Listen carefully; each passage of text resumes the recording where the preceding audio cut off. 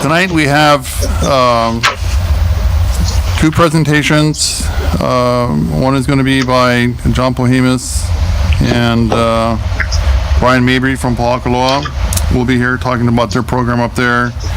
We have David Penn from the DLNR here talking about the Kau Forest access. And we'll have some work done with Tony here. At this time, I'd like to introduce who will hopefully be confirmed as the new commissioner for us this coming Wednesday. Would be Nani Poglin, or Nani Loa Poglin. She's been a friend of the forest and a friend of hunters and is an artist herself. Been involved in a lot of wildlife and other art that she has been doing. She's helped us on many situations that we've had and activities that we've had here at Hunters, public activities as well. She's joined us over in Kona for work days and so forth. So I'd like to welcome her.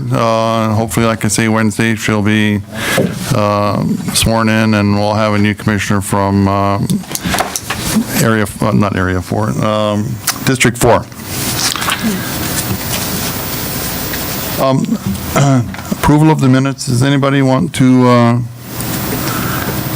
go through the minutes? Move that we approve the minutes.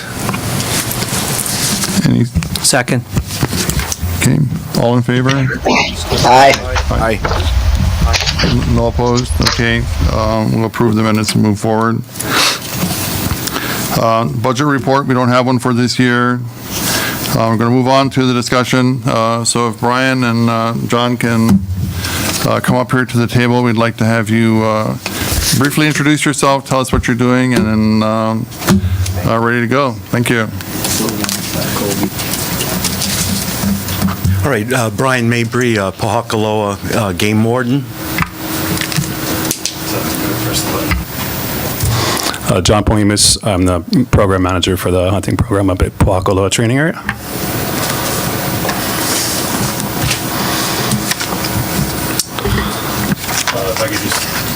If I could take a brief moment to introduce myself. I've lived in Hawaii for about 40 years, graduated Kaleo High School, went to college and got a Bachelor of Science degree on the East Coast, and came back and started my career with DOFA in 1997. Basically worked for the wildlife section on Oahu and then here on the Big Island for about 10 years, and then had an opportunity to go out and do private consulting, so I followed that up for about another 7 years, and then recently this position came open, and so I've jumped back into the game management arena. And so that's me in a nutshell tonight. Basically, the program at Pa'akaloa is going to take a little bit of a different direction from where it's gone in the past. It's the view of the command up at PTA that we have a little bit more formal, a little bit more regulated process for hunting access. And so tonight I want to share with you a little bit about the process and where we're taking this, and some of the opportunities for the hunting community to chime in on what we're doing.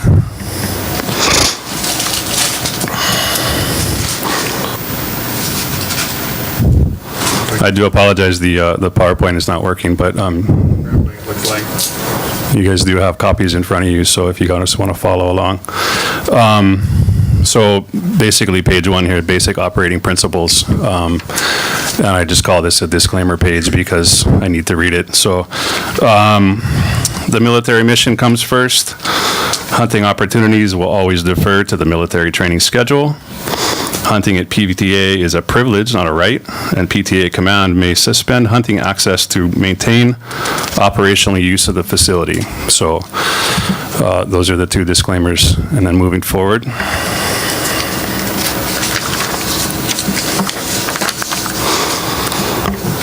The program is taking more or less a two-prong approach. The program objectives are to develop a formal regulated program addressing public hunting access onto PTA, And then along with that, we'll be monitoring game populations and implementing management practices as permitted under the existing state, federal, and military regulations.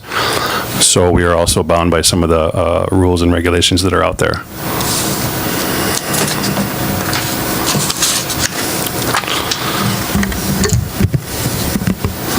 In terms of approach, we're going to develop a set of administrative rules, which will define responsibilities and procedures for access to hunt at Pohakuloa Training Area. And when I say Pohakuloa Training Area, it also includes the Keimoku Maneuver Area, or KMA.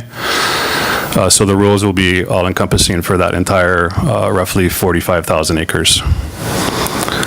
Secondarily, we'll produce an operations plan outlining infrastructure needs and field activities to support the program. My main focus right now is on number one, to develop the administrative rules. And so I'll talk a little bit more about that right now.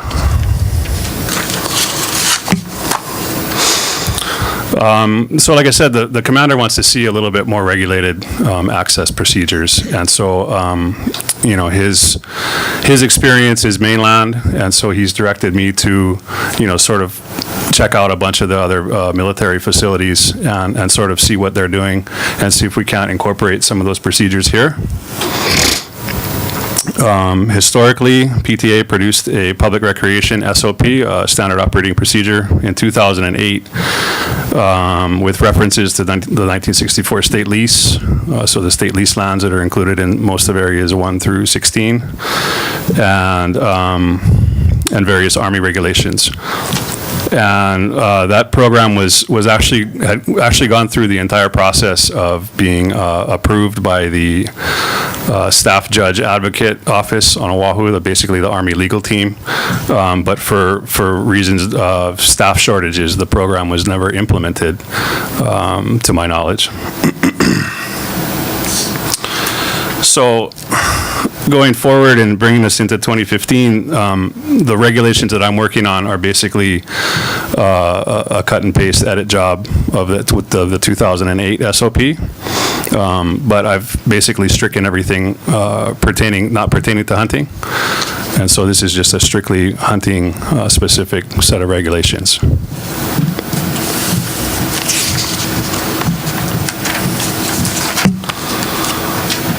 This next page just kind of gives you a general sense of the 5 main chapters of the regulations. And so chapter 1 is a general discussion outlining the purpose of the regulations, who at PTA does what. It has a section on what the public hunters themselves are expected to bring to the table, and it provides a list of regulatory references that go on and on and on and on and on. Chapter 2 is hunting, and in addition to basically any hunting that occurs on state land or on Army land,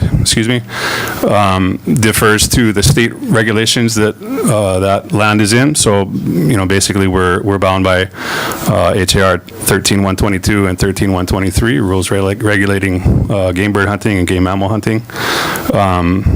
Anything additional would be more like procedural permits and things like that. Chapter 3 outlines permits,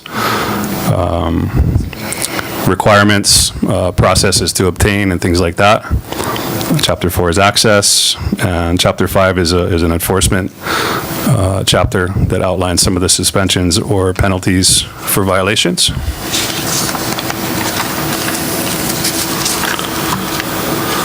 And so when we talk about the process of what we're doing here, I just want to make sure that everybody understands that right now, everything is 100% conceptual.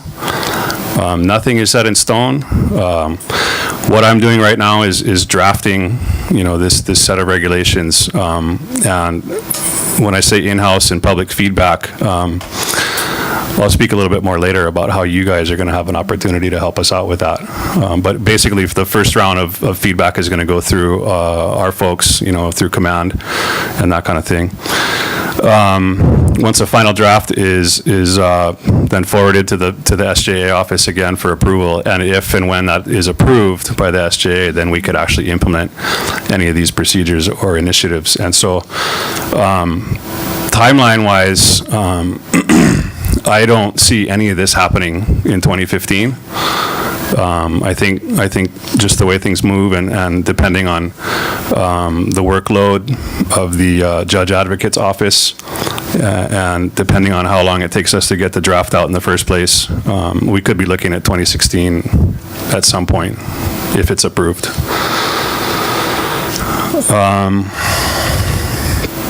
There's a number of initiatives that we're proposing that we will be asking for feedback from you folks on.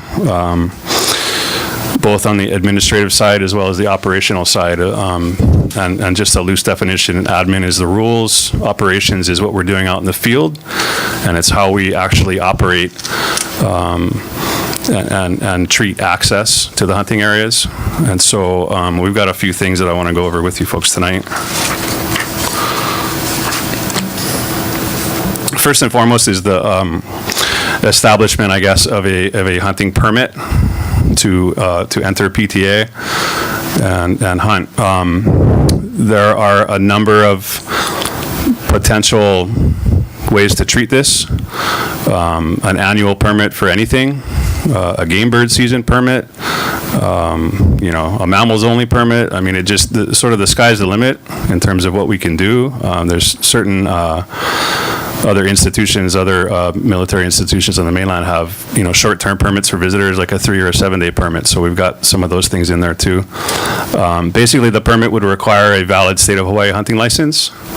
And you guys are most of you are familiar with the UXO situation, unexploded ordnance at PTA. And so we'll need to incorporate some sort of briefing procedures so that everyone who comes on the PTA can be safe.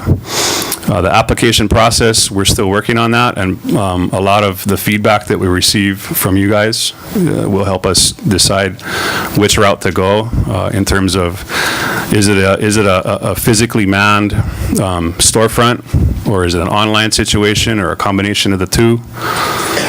But a lot of that is kind of still up in the air in terms of how we treat that.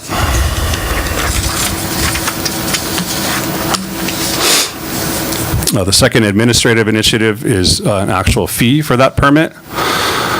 The price is nowhere near being determined, but the intent with collecting fees from hunters to come onto PTA is to provide a return benefit to those hunters.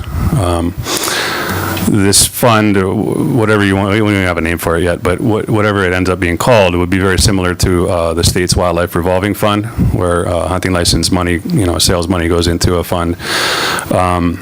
The rules and regulations for these kinds of programs are very, very well articulated by the Army. The revenue would stay at PTA and can only be used to support the hunting program. And a maximum of 10% of that money can be utilized for administrative costs, like issuing permits and things like that. So basically 90 cents on the dollar would stay within the program. And some of your feedback will help us decide the best ways to spend that money.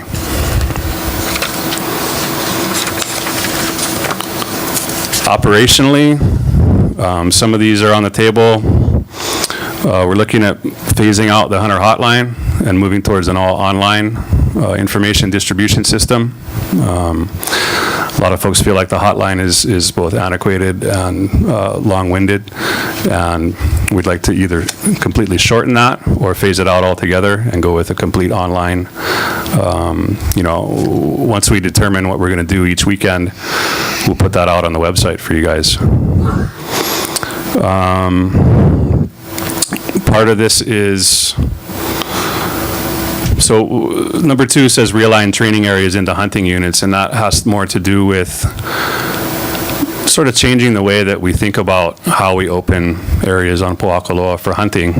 In the past and or up to present, if a training area if a designated training area is not occupied by a unit, then they've opened it, regardless of what's there, whether it's got animals there or not. We'd like to sort of change the way we're thinking about it to a more geographic-based system. So what we're proposing is turning training areas 1 through 4, for instance, into one unit, and opening that unit either none of those 4 training areas. The training areas will still remain in effect for the military use, but it's just changing the way that we open areas. And so, if training area 3 is occupied, then we would not open that unit, basically. And so, part of the feedback system that we're developing has some, basically lays that out for you guys to be able to take a look at and see if you guys like that or not. We'd like to install 100 checking stations specific to Po'akaloa training area and take a little bit of the mess out of reliance on the state checking stations and sort of pinpoint our data collection a little bit more. So as far as those go, Brian and I discussed this morning, and we're looking at 4 checking stations. One would be located at the old Saddle Road gate across from the Mauna Kea State Park, and it would service basically training areas 1 through 6. Another proposed location would be Ahi Road. It's kind of used for construction access right now, but there's a nice big open gravel area there that we just stick another checking station over there, and it basically would be for areas 7 through 16 over by Pu'ukeke. And if I could back up real quick too, you guys are all familiar with the fence units at Po'akaloa training area and what's going on with that. That's completely outside of my program. But in terms of those fenced units, we will be able to offer game bird hunting in those areas. And so this Ahi Road checking station would also service a bunch of those areas. And then it would also be sort of the Hilo side checking station for Keamoku. And then we'd be looking at basically 2 more checking stations, one down at the new Saddle Road at Mamalohoa Junction and the old Saddle Road at Mamalohoa Junction to make things a little bit more common sense approach instead of driving all the way from Waimea up to Kilohana to go back down to the bottom of Mamalohoa to go hunt. So we'd like to address that a little bit. Lastly, the commander would like to limit interior vehicular access to some of the areas of Po'akaloa. So Brian and I are in the process of identifying areas that can be used for parking. These would be unlocked, just areas basically around the outside areas of say, some of the existing gates along training areas 1 through 4 along the new Saddle Road. Basically just bump in the fence a little bit, put some gravel in there, and create parking areas to kind of help spread guys out and basically just restrict vehicular access inside the training areas. So again, these are all sort of operational initiatives that you turn to the next page. Basically, our in-house data program, our techies basically, I've been working with them last week, and we developed an online survey. And so what we'd like to do is when that's ready to distribute, we'd like to ask for your help in getting that survey out to as many people as possible. We're hoping to have that available at the 1st of April. And so basically we like to generate feedback on the initiatives that I just discussed while we're in the program development, rather than roll out something. The hunters are basically, if you approach this from a business standpoint, the hunters are basically our clients here. And we want to make sure that the product that we're going to roll out is something that's amenable to you guys, that's not just out of left field and completely wacko. And so we'd like to get some feedback on the initiatives. We'd like to get some basic information on how folks utilize Po'akaloa for hunting. So it's got some interactive maps that you can click on that, where do you like to hunt game birds on Po'akaloa and KMA? Where do you like to hunt mammals? That kind of a thing. It'll give us some background. It'll give us some basic demographic information, like where folks are from, what percentage of people are from, the Hilo side, from Kona side, et cetera. And like I said before, it's going to be able to sort of help us guide how we spend the revenues that we collect for the permits. And I hope it'll be a very useful tool, and the data that we collect will help guide exactly what we're going to do here.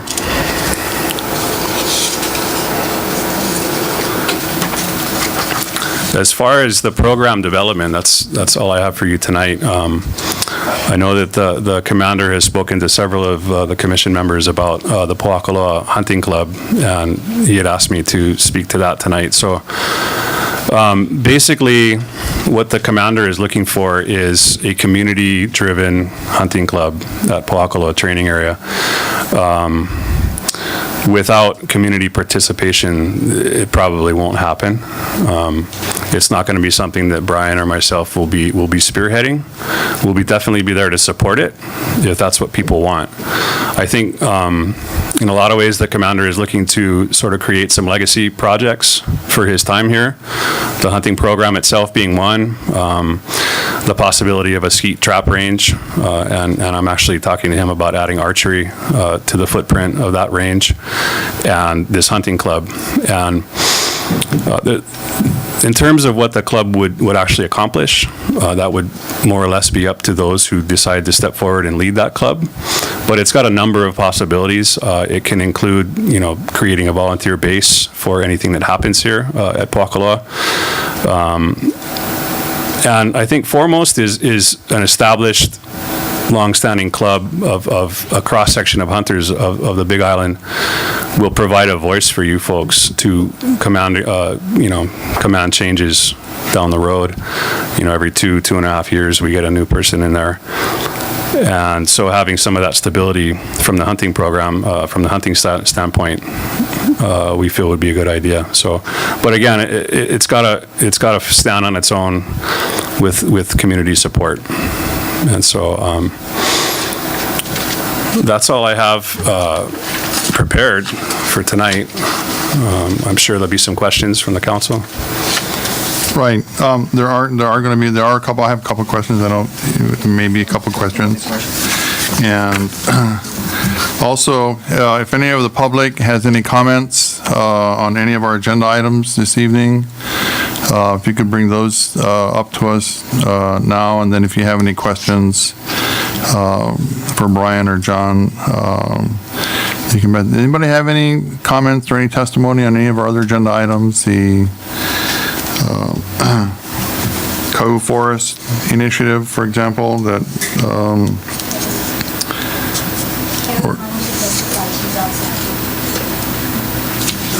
finish these guys first. Okay. Does anybody have any questions for John or Brian? I do. Do you want? I have a couple also. Hey, John. Okay, I have several questions. One is kind of operational, but would animal watering units be permitted in any of this? As it currently stands right now, we can't have watering units for animals anywhere other than game birds. So is that something that could be done in PTA? I don't think so. It's going to be hard And to I understand your concern. Yeah. I understand your concern. Some of the things that have occurred in the past, obviously before I came on board, relocations and things of that nature, I've been told are we can discuss them, but they're not likely. So that's my next question. Chapter 183D allows DLNR to relocate game as it stands today. So I guess PTA wouldn't be able to utilize that. I would hope that we could. Whose decision that would be? That would probably go as high as the commander. And then the fence between PTA and Department of Hawaiian Homes Land, that just stays the way it is? Whose fence is that? Is it Hawaiian Homes Land or is it PTA? I don't know whose fence that is. With the big opening in it. Yeah, I was just over there the other day. There's a large section of it For down. years. Yeah. I don't know who that's exactly. Where a lot of our game animals went into Hawaiian Homes Land, and then now nobody hunts in there, so it's a safe place. So they keep going in there, and we have less and less animals to hunt. So I was wondering if that could be addressed somehow. I would like to. Yeah, I've seen that herd across the street. Yeah. I'd love to figure out a way to get them to run across the street. That was mostly PTA animals at one time. because there was basically no sheep in there 10, 15 years ago. It was only cattle, so they had to come from somewhere. Okay, thank you. Thanks. He actually touched on one of my, on one of the questions that I had about improving the habitat for game mammals. Sorry, that was one of my questions too, is this money, these fees, this fee money that is being collected, if that's not going to be able to be used for habitat improvement such as watering units, what do you see that money being used for, just in your own brainstorming that you've done? Well, that's one of the questions that we do have on the survey, so we'd like to get as much feedback on that from the mammal side, the archery folks, as possible. Yeah, we are bound by a lot of the regulations that exist in terms of game mammals. Again, like I said, nothing is completely off the table, and we can approach any of these things throughout this process. Off the top of my head, we mentioned some of the range development and things like that, and so outfitting an archery range and things like that. Again, just thinking on the fly, something like that we could use some of that money for. Again, part of the survey results in terms of the answer specifically to that question, what would you utilize that money for, will really help drive how we do that. But yeah, the habitat enhancement for mammals is, you guys know full well just what a touchy subject that is, and a lot of the things that PTA is mandated now to do with respect to game animals. I will say that inside the fence is one thing, but outside the fence there is no agenda, there is no goal or aim to make things outside the fence the same as they need to be inside the fence per Fish and Wildlife Service mandate. So everything that I've been told to this point is that we will have game animals to hunt on PTA. How many is going to be down to, I think, habitat conditions and the way things are occurring naturally. You said areas 1 through 16 are state land, right? State lease, is that correct? I believe so, yes. Most of it. Aren't you prohibited from spending federal dollars on game mammal enhancement, but not necessarily state dollars? That's been the issue. If we use our own money, wildlife revolving fund money, for a watering unit in an area, there shouldn't be anything that precludes that. So if we're giving you the money out in those areas outside the fences, let's say, that would be something that we would like to talk to you about, because habitat improvement is what keeps game there. If the habitat goes down or becomes degraded, they may move into Hawaiian homes, and who knows what they might do with it. So if we can keep them there and you can manage them, it would seem that would make more sense, in my limited experience. No, that is something we can certainly address, and I've already started talking with James Weller from Doe Care on a cooperative game management program. So what I need to do is get John in there, get him introduced to Doe Care, and then we can start looking at where does doe fall into that, and then working with Hans on what units we might be able to put in place. But it's something that we need to look at, and we really need to start with that cooperative game management plan with the state. Better work with Hans quick. He's actually leaving. Or his replacement, right.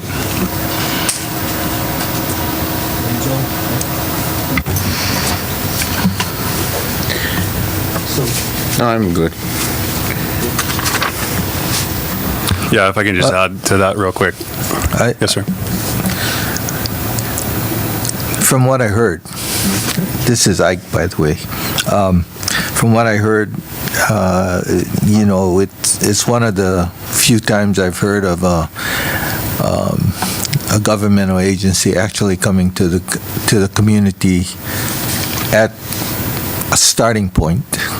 And I just want to know how the community can be involved. How are you guys actually going to engage the community in this process? Well, first and foremost is this online survey that we're putting out. The feedback that we get from that, I think, is going to be valuable in tenfold. Aside from that, we've got Steve Hertz folks coming up in a few weekends here to do a little maintenance work on some of the game bird guzzlers.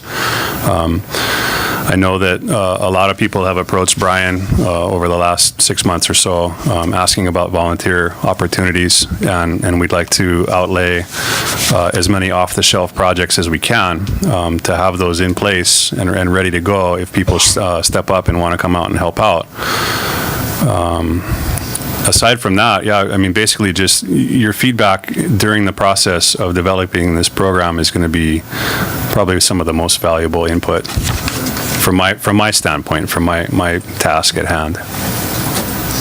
So I know how much of a pain it can be when you involve the community, but do you anticipate having a work group with the community to draft up this stuff? I wouldn't call it a work group. Basically, we're utilizing the survey again, the responses from the survey, and categorizing responses and things like that. It's really it's a general market research approach. It's more, like I said, more of a business approach to the product that we're trying to develop.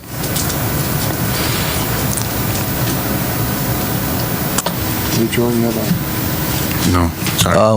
What's your timetable like? How do you see the timetable? I'd like to see the survey released to the public beginning of April. We'll probably run it for about a month online to make sure that enough people have enough time. It's about a 10 to 15-minute survey. And we'll get the results back from that. I don't know exactly when the draft regulations will be completed.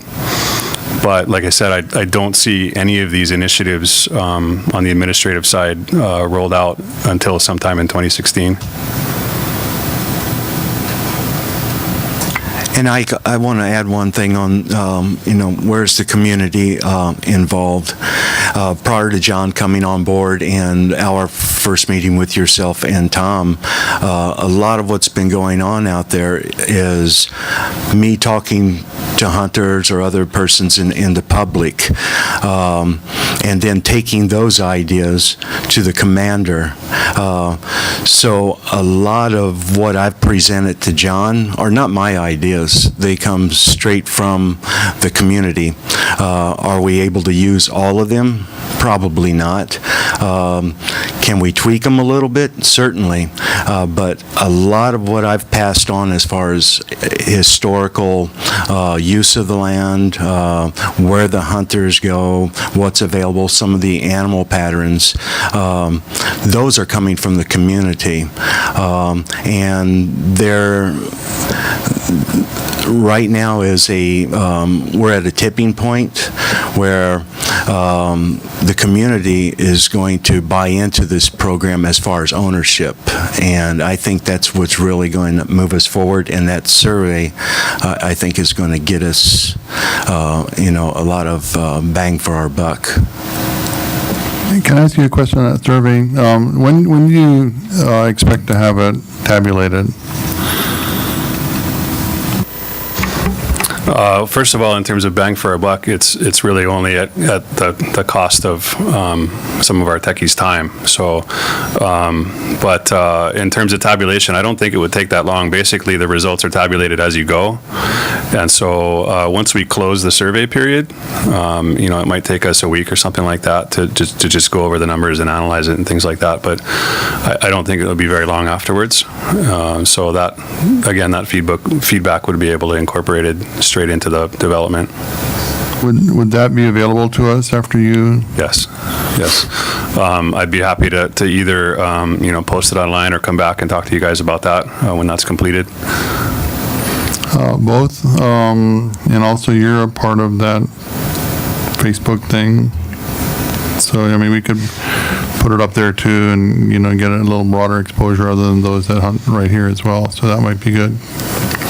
Excellent. I'd like to see if we can, I need to talk to someone over at Schofield. I know that we can do it. I just need to see what the hoops are that we need to jump through in terms of Pohakuloa training area hunting page on Facebook or something like that. Just another way to help disseminate information. I mean, it's, we're in 2015 now. There's so many people that utilize these platforms. I don't think we'll have a Twitter account, but,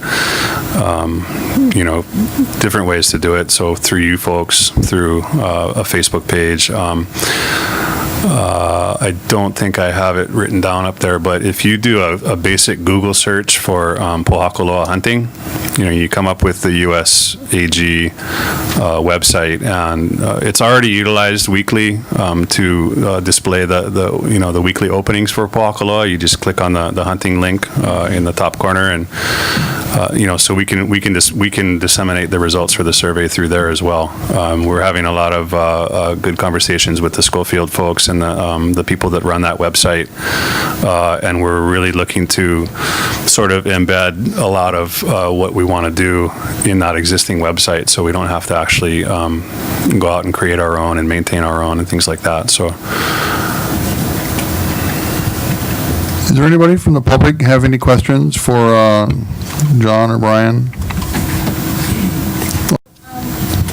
gonna do a survey and want the public to participate. So how are you gonna publicize that? like we were just saying, basically through the PTA website, through any of the Facebook existing Facebook pages. There's a lot of hunters that don't do Facebook. I think so, yeah.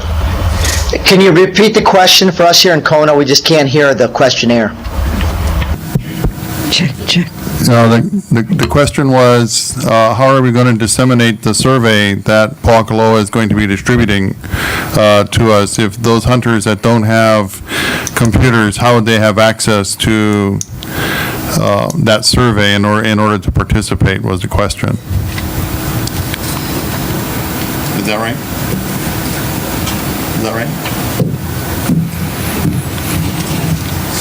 That come across okay, Mark? Yeah, we got the question. Thanks. Okay. Yeah, but they can't respond if they're not.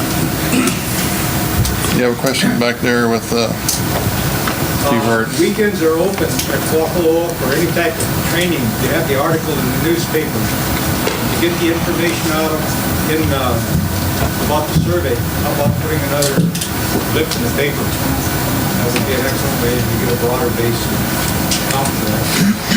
Yeah, the public affairs office at school, we don't have a public affairs officer at PTA at this time, so we've been leaning pretty heavily on the Schofield folks, but they've been really helpful. So, yeah, we can definitely, broadcast that link.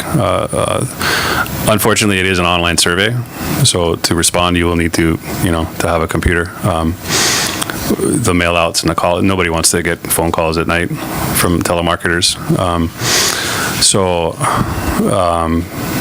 Yeah, it does have its limitations, and it's not done in any by any means to alienate anyone. We do want especially I think you're speaking more to the kupuna that maybe don't use computers as much as some of the folks in the younger generations do. We want as much feedback as we can. So if you don't have access to a computer, but I haven't done it yet on the phone, but I understand that you can do it on a smartphone. Maybe you can get your grandson to, lead you through the survey or something like that. And I don't mean to belittle anybody, but as much feedback as we can get is what we're looking for. Is that survey going to be by hunter and hunting license number or anything specific like that, or? I'm asking. I'm in conversations with the state now to see if we can utilize a portion and only 2 bits of information out of the hunting license database, a hunting license and a zip code, to use for validation. I'd like to make sure that we're targeting hunters, specifically Big Island hunters, or folks that come from neighbor islands that do hunt at Pohakuloa training area. I do want to keep it to licensed public hunters, and so that's basically our biggest hang up at this point, is trying to figure out if we can actually utilize that, or work out some system with the state to validate the responses that we get. Would you accept paper submissions? We can discuss it. We can certainly discuss it. It just basically, it just adds up that much more time to data entry and data analysis and things like that. So, which is what I used to do for the market research firm that I worked for. So I guess that would come back to me. Well, yeah, let's do that because, a lot of us have some technical abilities, Tony and his wife and so forth, that if we could render information from a paper app, for example, if we could get that to you online or into your online survey somehow. Ultimately, we can always scan those things and email them to you also. Yeah, let me talk to the folks that I'm working with at PTA who are developing the survey and see if there's, ways to incorporate that. I don't know. I'm not the guy who hits the keystrokes. These guys are whizzes, and they put this thing together. We met Monday morning, and by Wednesday afternoon, the guy had a prototype for me to look at and take the first initial dry run through. So it's basically, if you've heard of SurveyMonkey, it's a much more professional version of that sort of software, and you can just sort of click and drag and create questions. So these guys know how to use it, and they'd be the ones that would be putting the data crunching together as well. Okay. So I have another question here. If people out in the audience want to be actively involved in creating this plan, basically it's a survey. That's what you're saying. For now. Are you asking if we're going to have a working group or my question comes from the position of, if you're going to create something, if you're going to create a reality here, you got to have the community involved in it, in my view, at more than a survey level.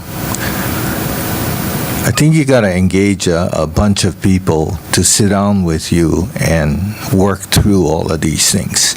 I know it's time consuming, but if you just create this survey, I don't know. I think if during a break you went out and talked to these guys about what all is involved here, you might get a different feel. I thought this was going to be rather open-ended, where you come in and you sit down and you create this reality. But it seems like you might be time constrained and all of that. So I don't know. I would say that the only... I like the concept. I think it's a great concept. And I think it has possibilities, but I wonder if there could be more active participation by the communities. I don't see why we can't explore that. Okay. So,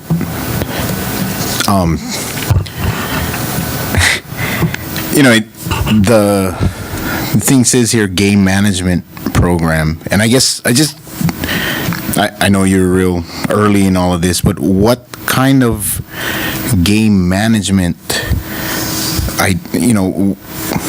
what are we looking at as far as game? I mean, if we can't, to begin with, even get water out there, it almost seems like it's more of a hunter management program than an actual game management program.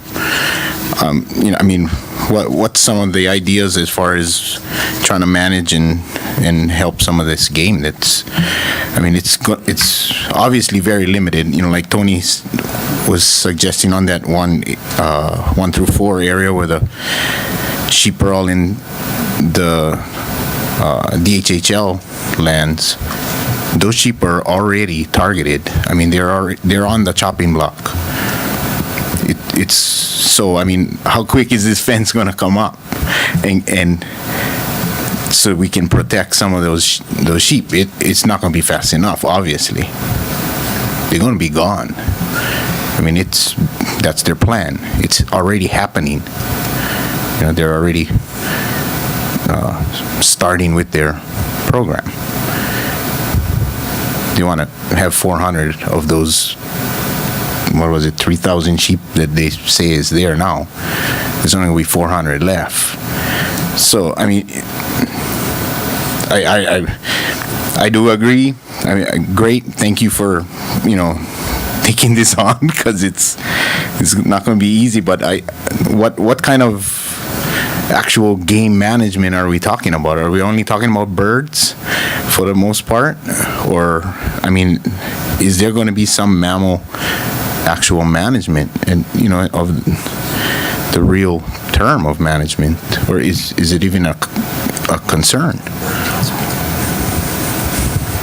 Well, I think you're right in terms of, yes, it is primarily a hunting management, a hunter management program.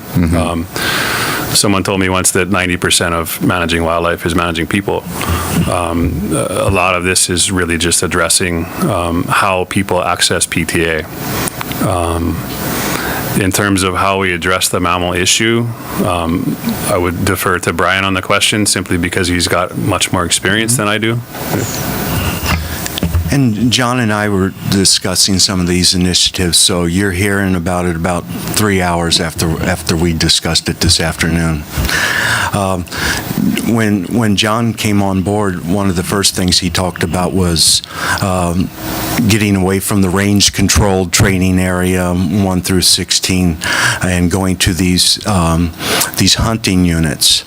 And when the two of us started looking at the maps, we're realizing, well, half of 18 is fenced, but we haven't hunted 18 in probably 6 years. So why aren't we using that area?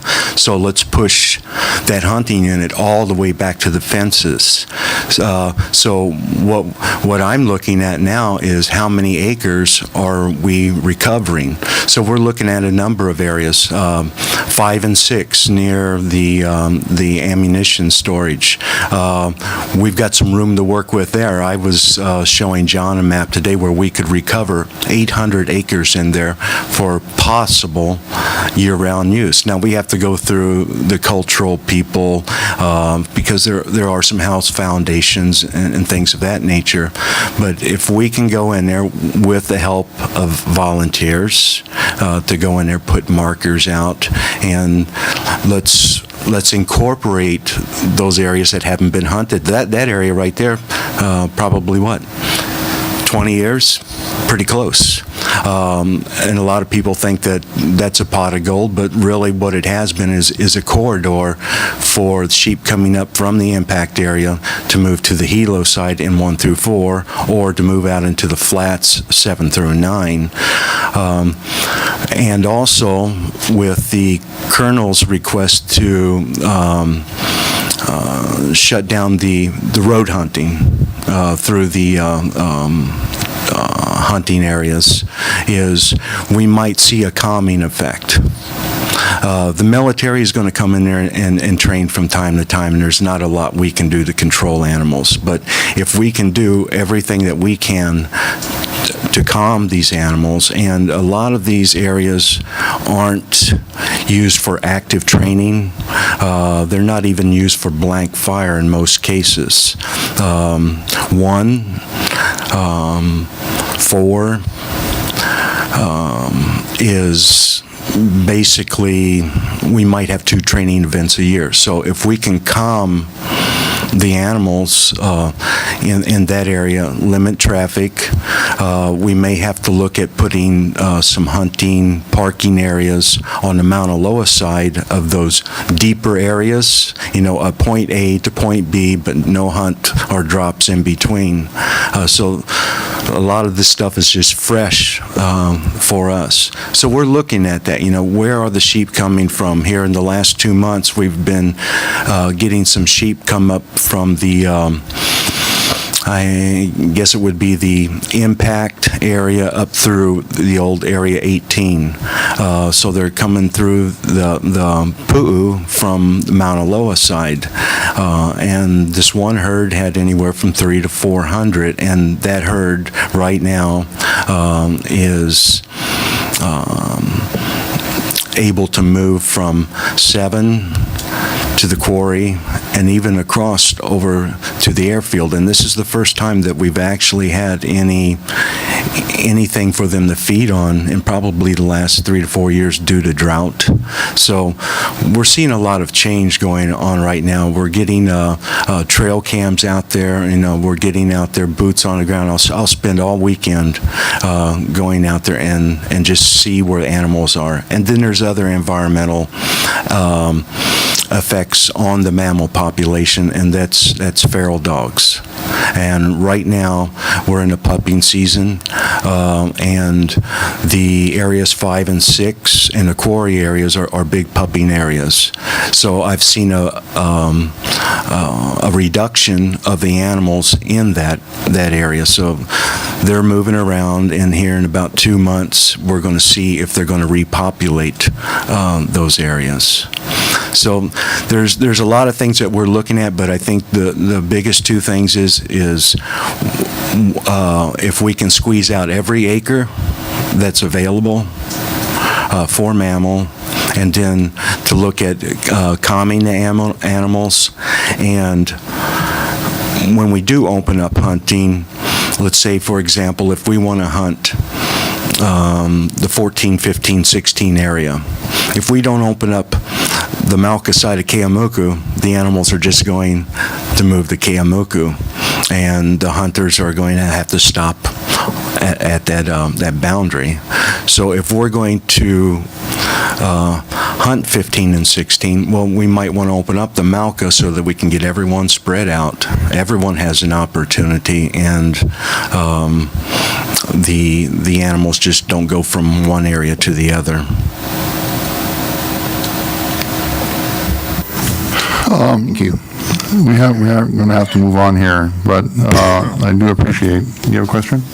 Yeah, I just have one more, John. Under the process, it has produced draft regulations with in-house. Is that going to be your own environmental department there, or is that U.S. Fish and Wildlife will be involved in this? No, that's just simply going to, that refers to, our environmental folks. It refers to the command. Any other folks that are involved with the process, like we're looking at. Is Fish and Wildlife involved? No. Will be involved in this process? No. Have they signed off on this?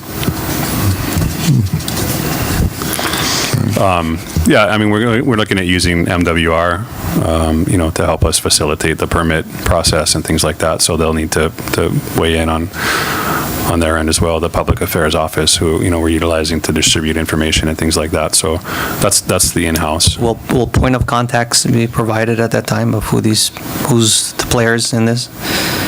Sure. Okay, thank you. I get just one question. I just get one question.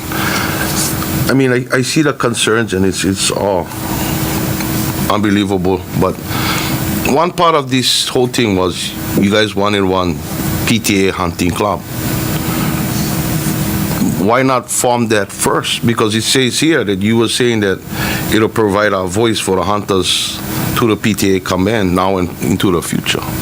So if you like that input, why not form a club now and see how much interest you have to form a membership of that nature? You're going to provide the space to meet, then the public can notice, and whoever hunts up there, they're going to say, yeah, we should form.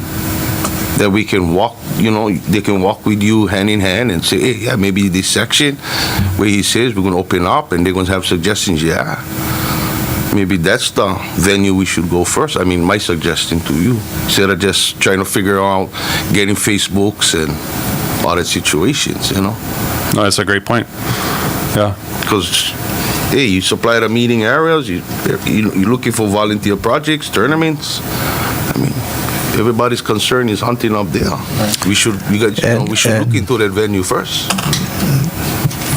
That would take care of one of my biggest concerns. Do you have a question in the back?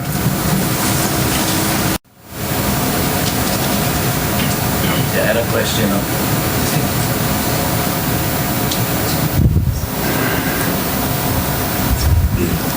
Anyway, a few years back, State your name too, so we get it on my name record. is Jason Imamura.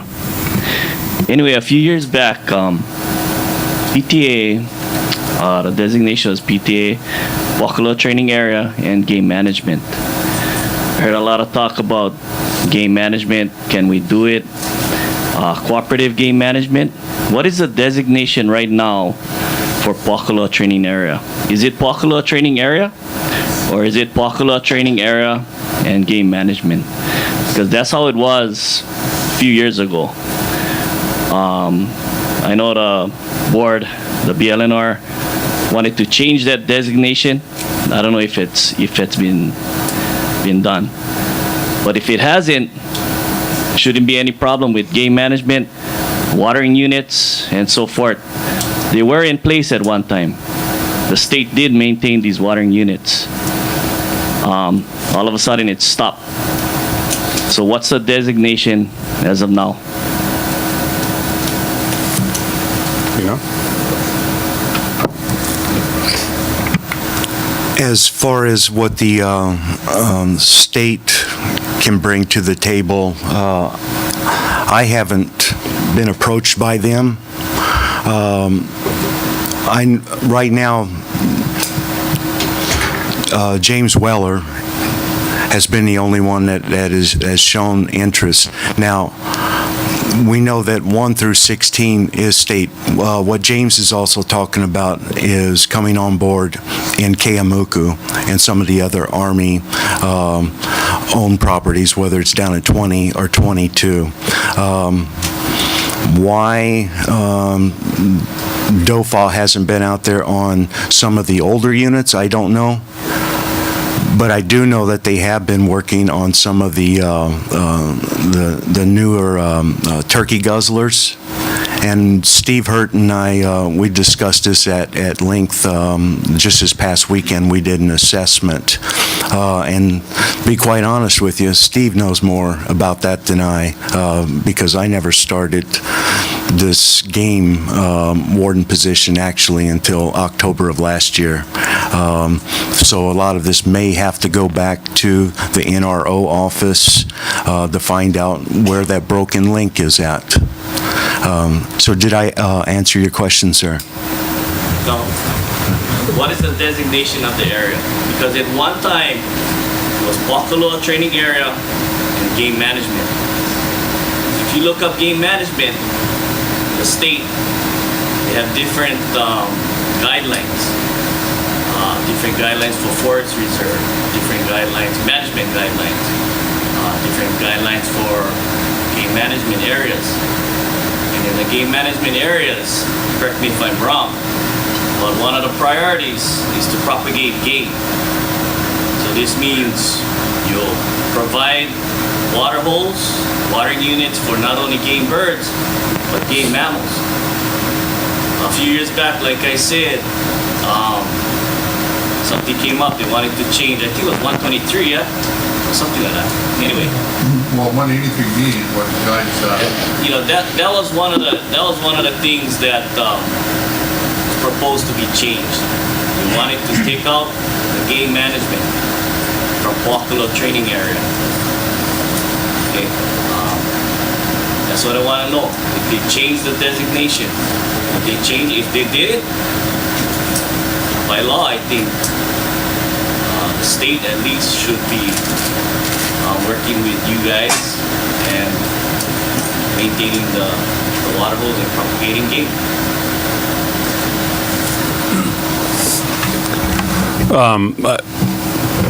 I agree. As far as what the new proposed regulations, I believe that PTA will be classified under Unit E, if I'm remembering that correctly. I don't have that with me tonight.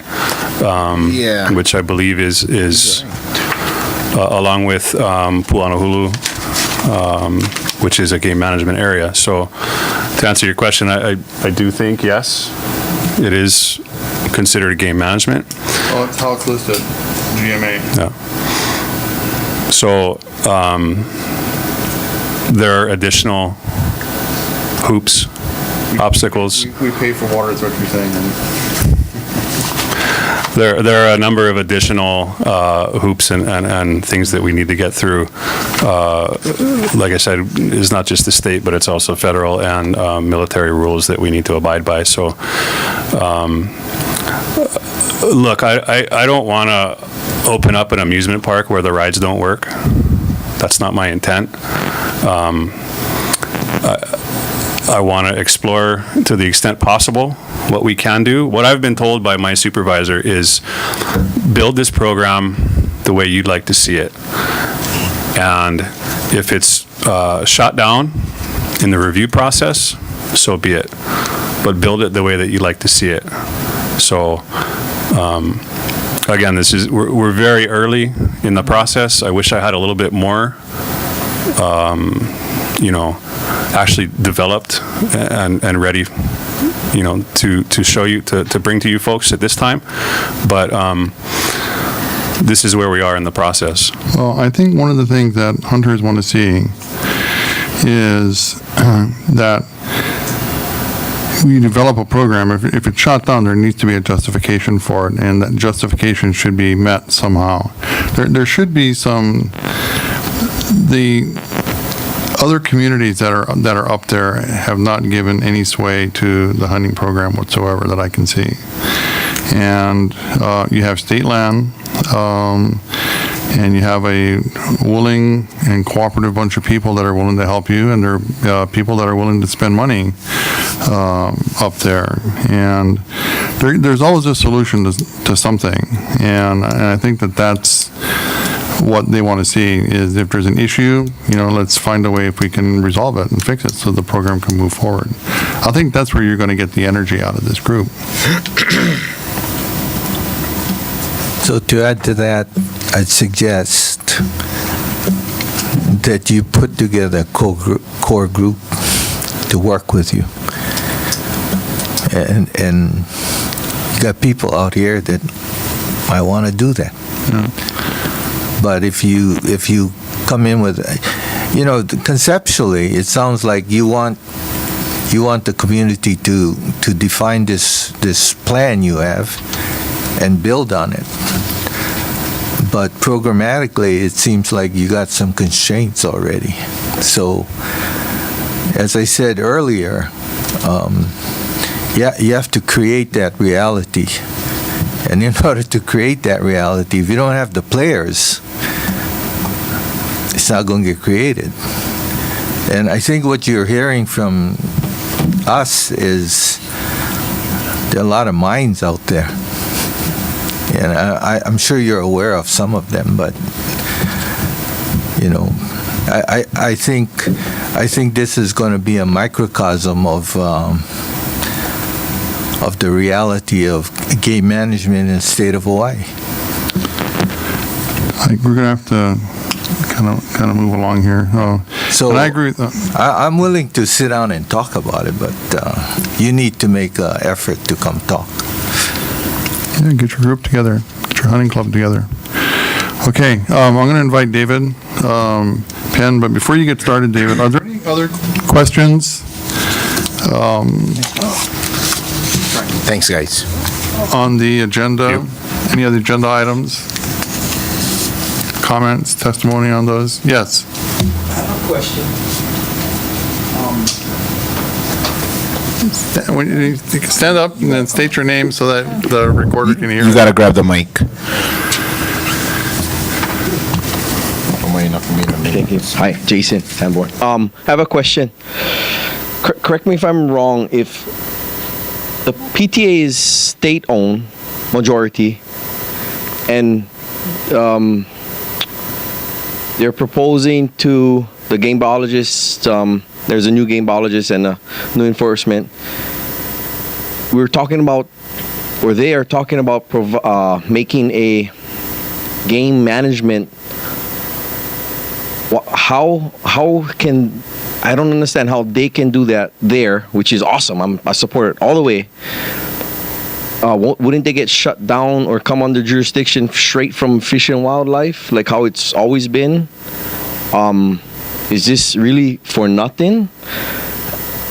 Or a suggestion, if they can do that there on state land, why can't we take something like they're trying to do, which I support, on other state land, maybe privatize it somehow, if that's the case, because Puakolo is privatized, I guess, because they lease state land.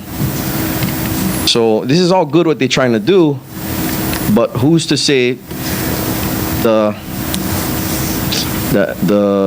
Fish and Wildlife and these agencies won't just, shut them down? No question about that. I think that's going to be the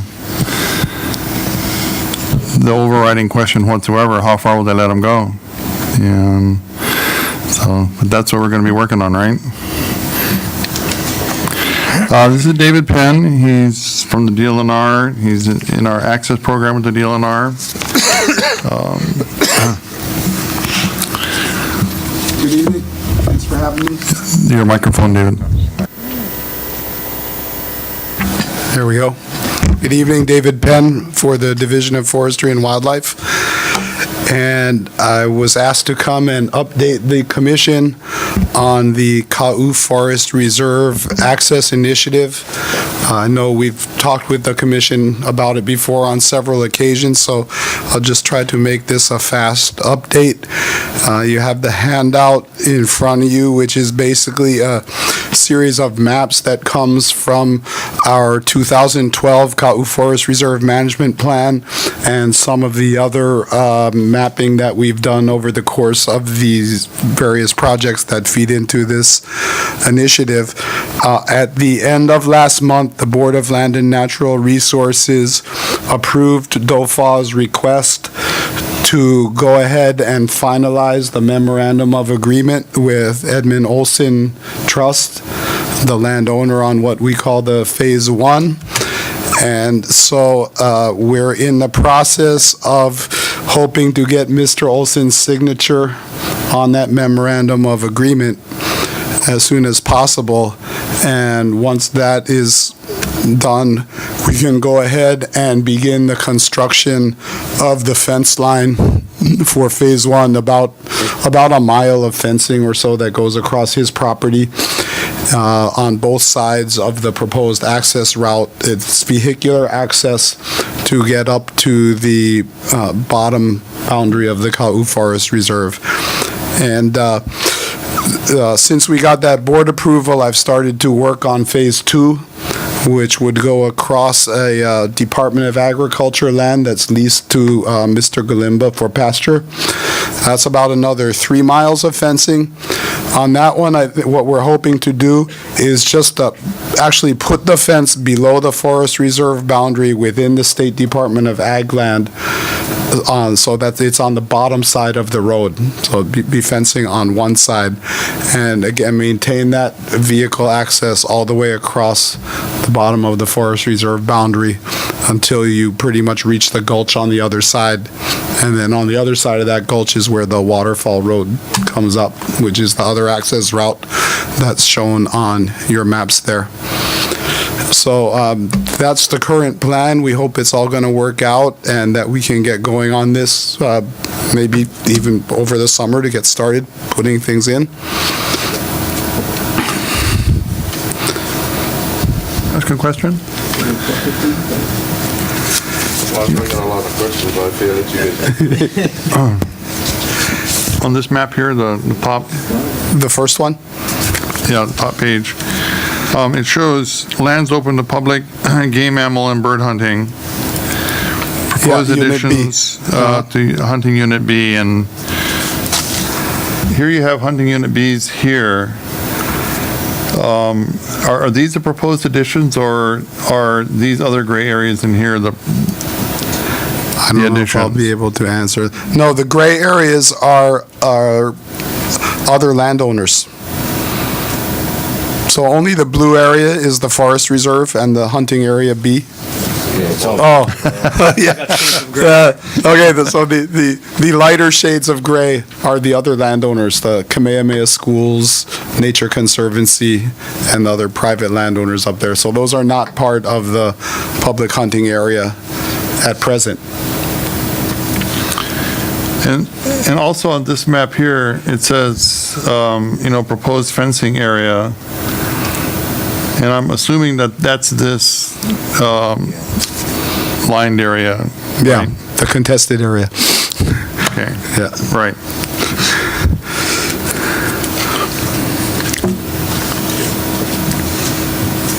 I got a lot of questions on this, so I hope you're ready. I got a lot of questions on this. I'm hoping Olsen signs off on them, but a lot of the stipulations kind of scares me as far as who actually is utilizing that road, and the authority he has to just close it down as he feels he need be. That is because like out in my area, I just try to avoid retaliation, because guys out there will go crazy. If they think they're gonna volunteer, they're gonna help out, they think it's for the right reasons, and then he come and shut them down because he feels that's what he should be doing, is kind of not too good. So you're talking about like the specific terms of the memorandum of agreement? Yeah, and that, there's a lot of stipulations here. I mean, it gives him a lot of rights to do what he feels he wants to do. We were hoping for a more permanent solution, and I wasn't in on it at the beginning, when Jordan was working on it before. But we were hoping to get something more permanent, but this was the most we could get out of the landowner at the present time. So it's a 20-year agreement, but it's subject to termination, and that's what we're up against. There are other agreements like that out there, like the one we have with Dole for going up to the Po'omoho area in Oahu. That one is even less secure, and we might be running into that pretty soon, where if they sell any one of the parcels along the access way, then that cancels the whole agreement, and we got to start all over again. So it's not totally unusual to have this kind of a situation, but we feel that it's the best we could do for now. And if it works out good, then maybe we could go back to Mr. Olson and renegotiate and get something more solid. I think that's the hope, is that everybody will. One other thing that scares me about this road now, because I was hoping, and we was all hoping that this road was going to be open, because we was wondering why that fence was on the forest line, instead of the road itself. But now I hear Nature Conservancy has a tendency to say if the road is very well maintained, the part I know, like on their public comment was that they can utilize the road for their workers to better access the place to do their whole invasive species management. Okay, my understanding is Nature Conservancy does Kaiolena because they're the owners of Kaiolena. But what are they doing, trying to stipulate that their workers can go maintain invasive species in a forest reserve that is state? That is the part that gets me. If it's helping us with vegetation, fine. But the whole species part, it kind of leery on my part. So all that came in without us knowing about this. That whole, You mean what Nature Conservancy is saying? Yeah. What is their purpose now in that state? Yeah, I think because there are areas along that road where their property cuts in, right? The gaps in the forest reserve, where their sections go up. Once this road is established and open for public access, anybody can use it. The only restriction would be maybe, if it's for a commercial purpose or something, and then they got to have all the other permits lined up for that, like to do commercial activities in the forest reserve. But if they're going to be using that public access for their management purposes, is that really the core of the concern? Well, because they don't own property in that area. It's all state forest reserve. Cayolena is right after that waterfall road.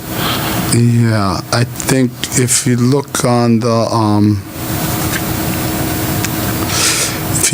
the second page, figure 13. On top, it's like up by Kauku, it's national park already. So my whole thing is when they wrote down on their public address, comment was, so their workers can have better vehicle access to do invasive species management. That was leery on me. Because I talked to John a lot, and, we work a lot, and that was never brought up with me. So that part I kind of leery on. Is that a public road essentially? Oh, once it's opened up under this program, it's a private road that the public has a right to access. Is that right to access like through a call-in basis or through a permit basis or? No, at this point, I've talked with, the Hawaii district staff about that. At this point, the plan is just for it to be open. So your average tourist can go up there in his little. Yeah.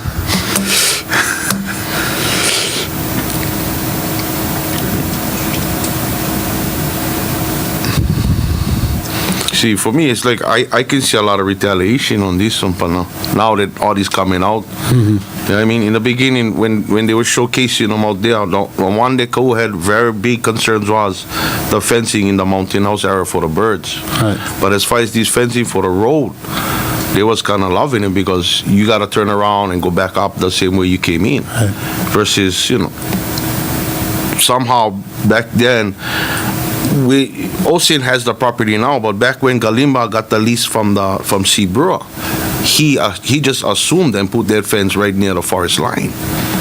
So nobody could actually utilize that. Right. How he came into access of saying that was his road, which was on Plantation Road, nobody answered that question. Yeah. So, to me, I'll just put that fence right there on the forest line. So that road, what we asking is just to move that fence. Yeah. So we can utilize that road. Right. And it's all been surveyed out now, so we know where we're going. But now it's like, okay, if it's good for the hunters, but now it's not. It sounds like it's better for Ocean, it's better for Nature Conservancy, where all the hunters coming in on this. And that's the problem I'm going to get. Going over there and convincing them that the volunteer part that we won't agree on might not happen. Because this is the things I'm going to show them now. Okay. Well, this is moving forward. I'm not sure what the time frame is going to be, but be happy to get together with you and everybody else and talk with John and hammer this out some more before everything actually gets going on the ground. Please. So, David,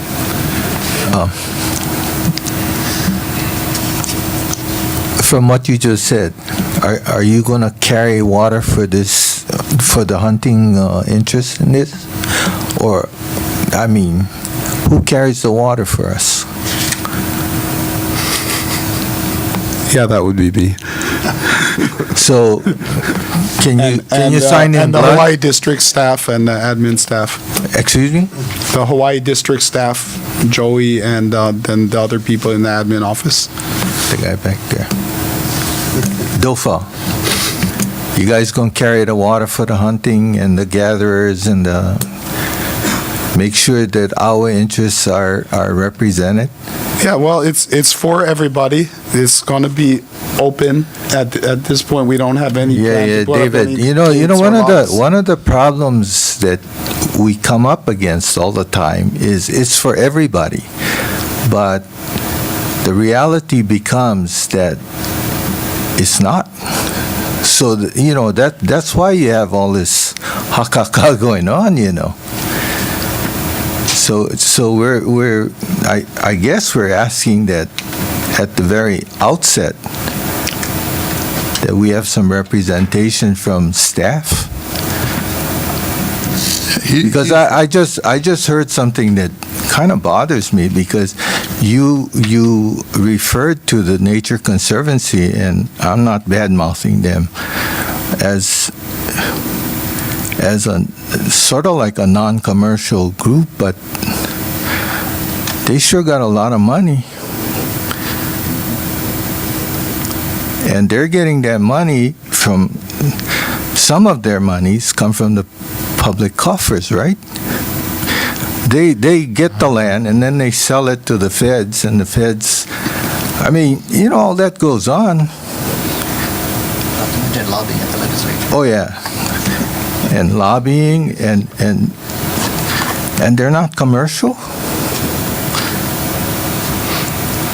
I'd probably get crucified for this, but. Well, you know, the only thing I could say is, you know, it may not be fair to only pick on them. We have other partners in the Three Mountains Alliance, like the Kamehameha schools and. Yeah, I mean, you know, we have all this, I mean, I only say that because you mentioned the Conservancy, and or somebody did, and you sort of referred to them as a non-commercial group.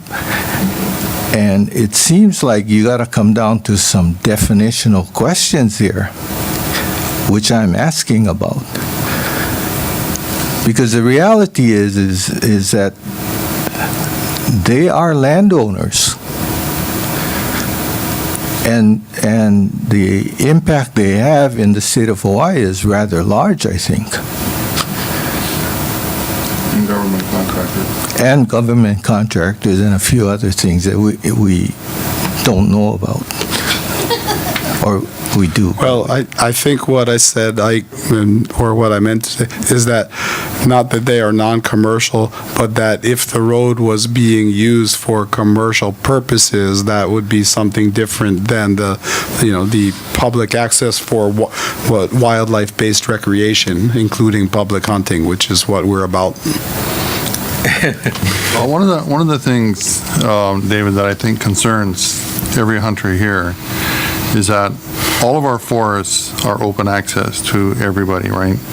The problem is that once these organizations start moving in and filtering into the area, they're the ones that have the protection. The hunting and gathering and other consumptive users of the resource, if you want to use that term, do not have a protected interest, and there's nobody there, carrying the water. So we expect you to, and of course, Mr. Burkfeld back there, because it is a concern. That's why everybody is in this room, is because hunting is not considered a protected interest here in Hawaii.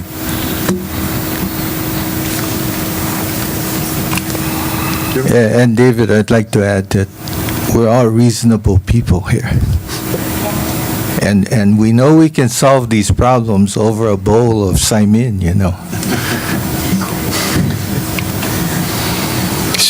See, all I'm saying is, out there we've seen too many of this, okay, they're going to do this and it's going to benefit you, and then turn around. I can just see the picture of it also, when you say why the road shut down, because it also felt that it should be shut down. And then next thing you know, you see the whole, Nature Conservancy trucks utilizing that road. Hunters going to see that. And I don't care how much money the state get. I don't care how much money Nature Conservancy get. There's no more manpower out there. Trust me. Because when we say resources, Kau lives that resource in that area. To them, it's not a privilege. It's the right. It's the gathering rights. Because that's how they elevate their income. So hunting, not only vegetation, pigs, it's their livelihood. And when I tell guys like you, and like I told many guys from Three Mountain Alliance when they wanted to propose that whole bird thing, it's not the ones that voicing. The one I scared is that man on the side of that wall, very quiet, and leaves that meeting quiet. Because in his mind, you guys just took away food from his family. What do you think gonna happen? I work with Kama guys, Kamehameha schools. Lonnie will get that taste firsthand, and she will come approach me, and we hold that meeting in Pahala Community Center. Because she will catch them firsthand with forest solutions, not worrying about the public.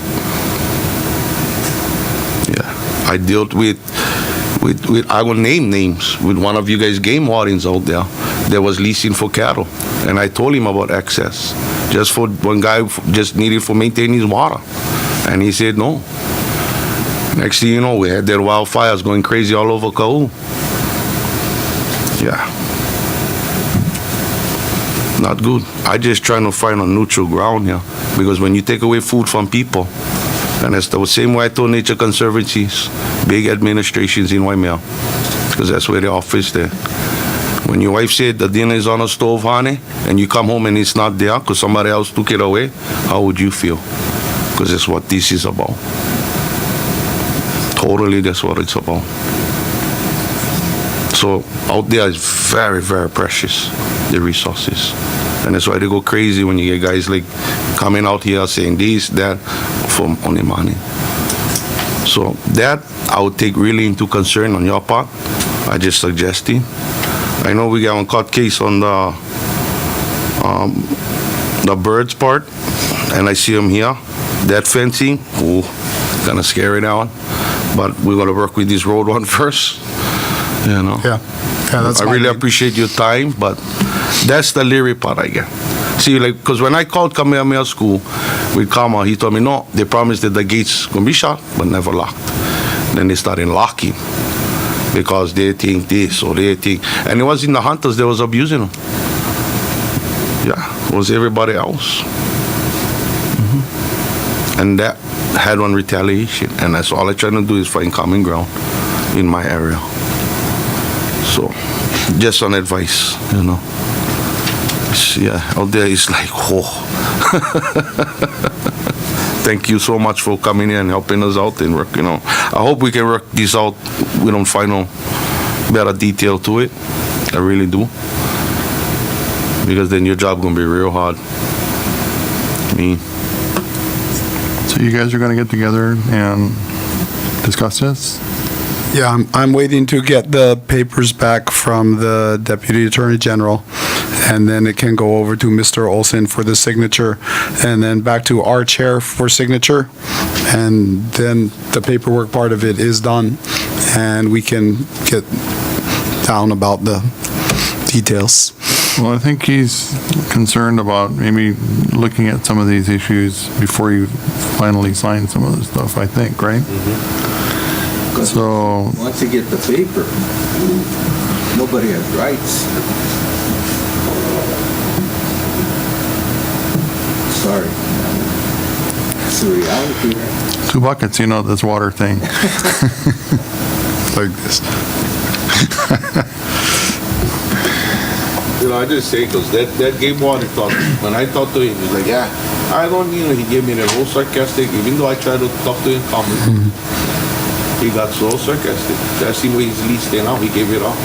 Because there was no way. Because I told him, you from Kona. You're not from here. And because of the whole cattle thing, you better be real careful. All I'm asking is just keep the gate open. And he came and did, no, you know, arrogant. I don't know who it is. I just trying to warn you that we need to work it out, you know, properly. And when we do that, everybody happy, everybody gonna work out. And they're gonna open arms, they're gonna help. They like help because that's their resource. Oh, that's their resource. So they're gonna help. And that's just the whole team. They was willing to come out there. So when I talked to John and Shailene guys and you know, Mealy guys from Tree Mountain, the whole bird part never even came into the situation. I told them, put them in Kailena. Because it's Nature Conservancy, why not? They do their whole thing, put the bird sanctuary there. Why touch the mountain that the state owns? But, you know, that's a whole different issue. You know? David, when did these additions come into play as far as into this plan? I mean, when did this come? When it went to BLNR, or when are all these stipulations coming in? Because originally, what I understood was basically an access road, but there wasn't really all these other players involved. And then, this is kind of news to me. I haven't No, I read this thing yet, but you brought a lot of it to our attention. exactly. But I wasn't aware of all the. Nature Conservancy and all of these things, all these other people in there, because coming from our perspective, we can see with the light already. All you gotta do is mention these guys' names, and we know what's happening, what's gonna happen. Same thing's gonna happen in the whole Hamakua coast. Well, when I came into where that came into? When I came into this, which was about a year ago, and it was passed over from Jordan, they were already on it, part of it as, working on the ground with Jordan, going around and mapping out all of the access routes, because sometimes, like even when I went up one time, Mountain House was out. We couldn't go up, so we had to go around and go up the Nature Conservancy easement and go around the other way. Because they have other easements that go in that are only for them to go up in other places. So they probably, I'm sorry, but they probably would take you someplace and tell you that's what it was. But serious. I could probably show you, because there are no more routes to the place. Unless you want Walker, you can't get into the place. That's like miles in, miles away. Yeah, I don't. But at this stage of it, then when I walked into the situation is that Nature Conservancy and Three Mountain Alliance, but Nature Conservancy in particular, had offered to put in a lot of assistance for organizing and for actually maybe some equipment and, helping out with some of the logistics of the construction work and stuff. Yeah. Buying access. It's pretty strategic on their part. I was never told it. When I read the letter, I was like, wow. When I read the letter, that's what would scare me, So I'm waiting for John and Shaylin now, to answer that question.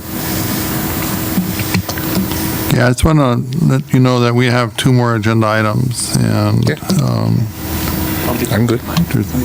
Anything from Mark? Okay. All right. So anyway, David, I do appreciate it. I hope the 2 of you definitely get together and maybe drag Steve into the conversation. Okay. All right. Okay. Thanks, everybody. Okay, I'm going to jump into mine real quick. First, I wanted to thank all of you guys for coming today.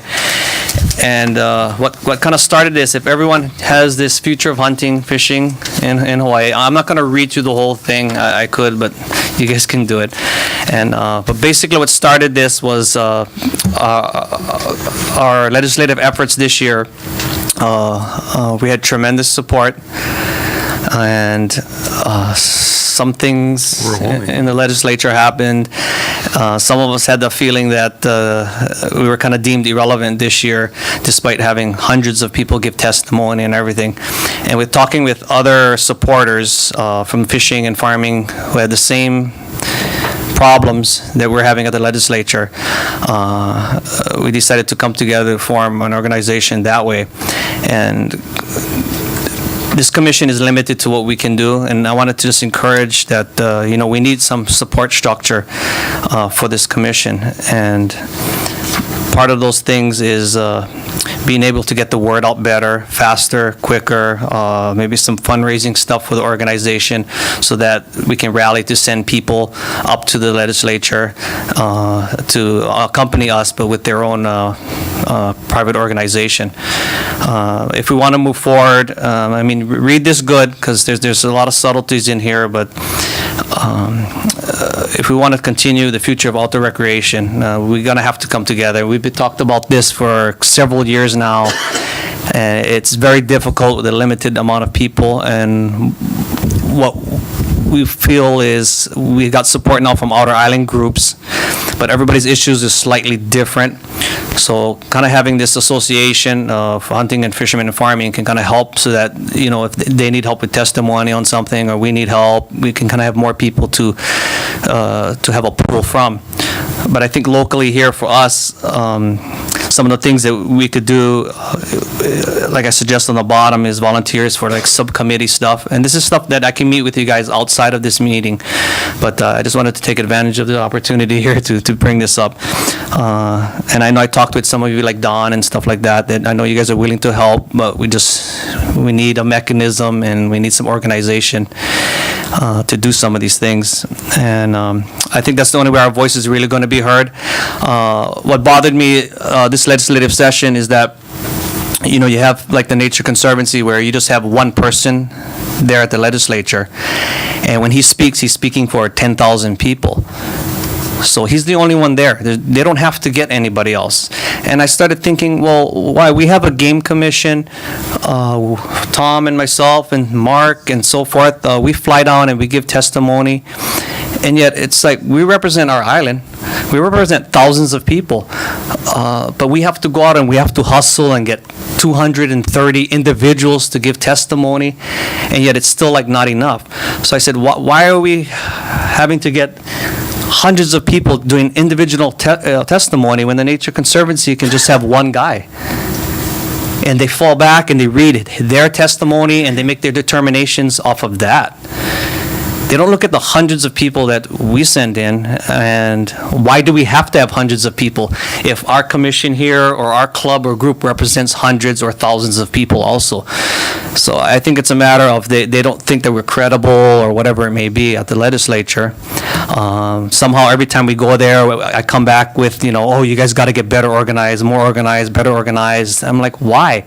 We're delivering our message when we go there. So I don't know if it's just, you know, like I said, we're irrelevant and they're just humoring us. And I've been struggling with this for the past month since what happened this legislative session, where we had a really good bill, lots of support, and it just didn't pick up in the House floor. The Senate refused to even hear it to begin with. And I guess that's what bothered us, is that, you know, at least give us the opportunity for the debate to make our point, and maybe you might understand our views and what we're talking about. We go there, like I always said, we're being responsible and respectable and facts. And yet, if they don't give you the time to even listen to you, how do you get any of that message across? So I think that's where we have to try to come together and do these things like fundraise and outreach, and educate, and then promote our organizations so that we are a force, and then maybe we might have better opportunity. Because a lot of this stuff is at a state level, and a lot of it is at the legislature because the funding and the monies that's going for all like the watershed protections and this and that, you know, which some of us don't oppose, but it's why isn't a hunting program or game management part of that? Why is a game commission, I mean, they say DLNR, oh, we don't have money or we don't have resources, personnel. Well, wouldn't a game commission help? I mean, I guess we're an obstruction to the direction that the department and U.S. Fish and Wildlife and so forth is going, and we all know that. So I guess with that, yeah, just read here. This is some of the things that we hope to achieve. We already got Hawaii Sportsman Alliance going, so if you guys have a Facebook account or create one, it's real easy. I only did it 6 months ago myself, believe it or not. So, but it's really easy. And then with that, you can tag a lot of these different organizations. You know, and a lot of you guys are on there already. So, and it's good. I mean, it's not just business. I mean, we share a whole bunch of other fun things too, and some heated discussion discussions once in a while. But I think that's the first start. If you can encourage your family, friends, or whatever, give the links to other people to get on there, kind of see what's going on. Ryan Kohatsu is kind of in charge of the Hawaii Sportsmen's Alliance right now. And then the Hunting, Farming, and Fishing Association is Makani Christensen. And there's several people from the farming and fishing communities. And I have it on there. We're looking for one more director from the island of Kauai.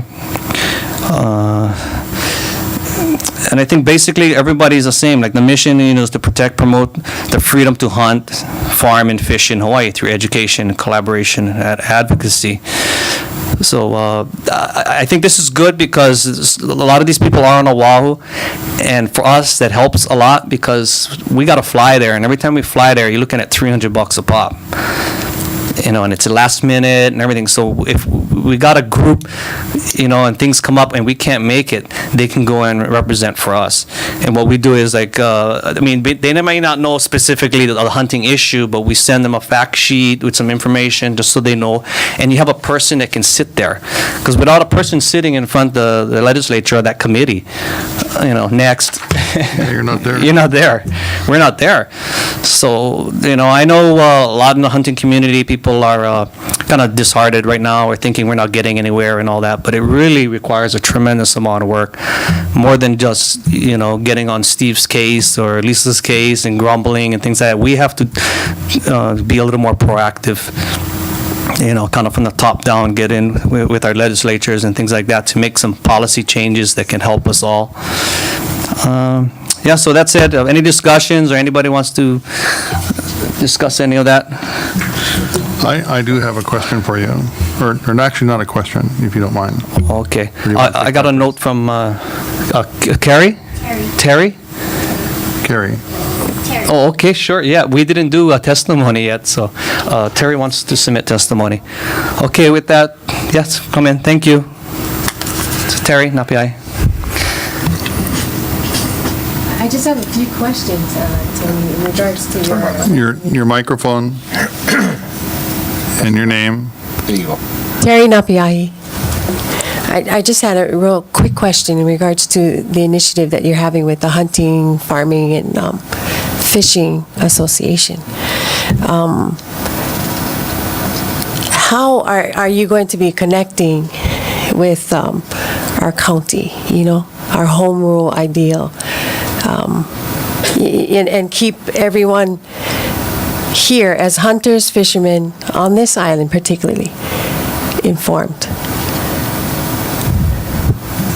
Yeah, I think a part of it is first is the structure that they're developing the organization, and then it has a board and everything, so it's going to be an official entity. And then at that point, it was talked that we would have committees on each island, and at that point, then it would be the committee would actually be doing the work.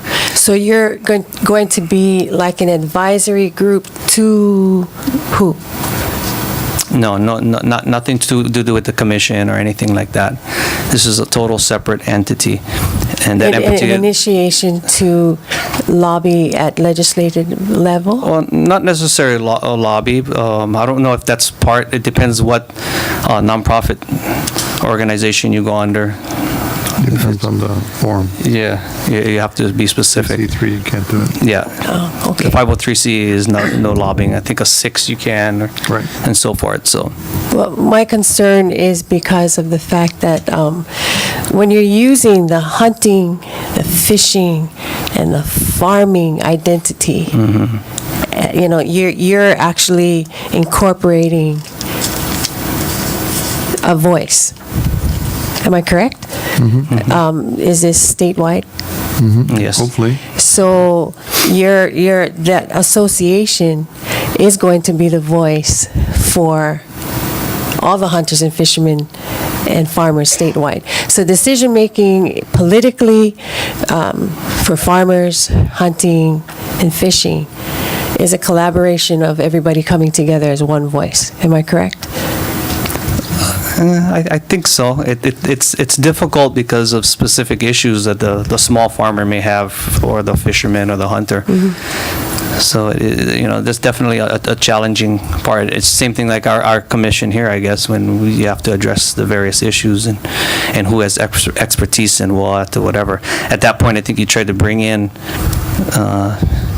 people in that specific area, if it's a fishery issue or just, throw net, lay net, whatever the problem is, aquarium fish problems, whatever it may be, whatever bills that come through that can help organizations. I think that's in that form. It's not necessarily that it would be lobbying, but it would be to join in testimony, to have people there to represent. So Much like these other coalitions that are all forming now, the anti-GMO, so forth, and everything like that, Shaka movements and things like that. There's a lot of movements and organizations that are out there that are doing similar work, and we have nothing to protect our interests. Okay. So my concern is just the efforts home rule. I'm a total believer of home rule only because the issues that come with Hawaii Island might be completely different to what's happening on Maui and Kauai. And there was an issue that was brought to my concern in that regards of what was happening county level on Kauai that had affected some of the hunters here. And it brought to my attention what was happening on Kauai. So friends that we had on Kauai let me know. They attended the meeting so that they could let us on the Big Island know what was going on, because the hunters here were worried about how it was going to, the ideas that they had on that particular island might trickle down over here and put in the heads of the people here. And it had a lot to do with the issue of no burn, the smokehouse, and so it was brought to my attention that it was also a group that was concerned about what was going on. It was a personal issue, but it was still affecting what was happening on the Big Island. And so my concern is that how do you keep everybody entirely aware of what's going on, and keep what issues we have on our island in solidarity, is what I'm saying. Can I address that for a second? Go ahead. I think that the purpose of this association, this alliance, or, association in this particular case, is to create unity throughout the entire state. We don't have that right now. We have interests here, interests on Kauai, like you just mentioned. We don't know what's going on in Kauai until somebody shares that with you, right? With this, the intention with this association is to have councils in each island. And those councils are meant to distribute and to pass on information to the main organization itself. That's one way that we can get our voice spread throughout the island, where you have this unity. The other thing that Tony brings up is they're talking about finding ways to fundraise. And we need that. We need to have money in these organizations in order to educate. We need to educate not only our hunters, we need to educate the public what's going on. They have no idea. These million people on Oahu, right? I mean, they call them streetwalkers because they never get off the street. Those people have not been in the forest. They have no idea, but they sign on to everything that's said about what goes on in the forest by other entities. Like he says, one person can influence a million people. Tom, you said something that caught my ear, and that was unity and solidarity statewide. When we don't even have our county in solidarity and unity, is my concern. And that's what I want to remind the commission, that we, in my perspective, if you're going to Oahu, you're going to give Oahu-centric that opportunity to have that voice, and forget about what we have here in need of solidarity and unity. And that's just my concern.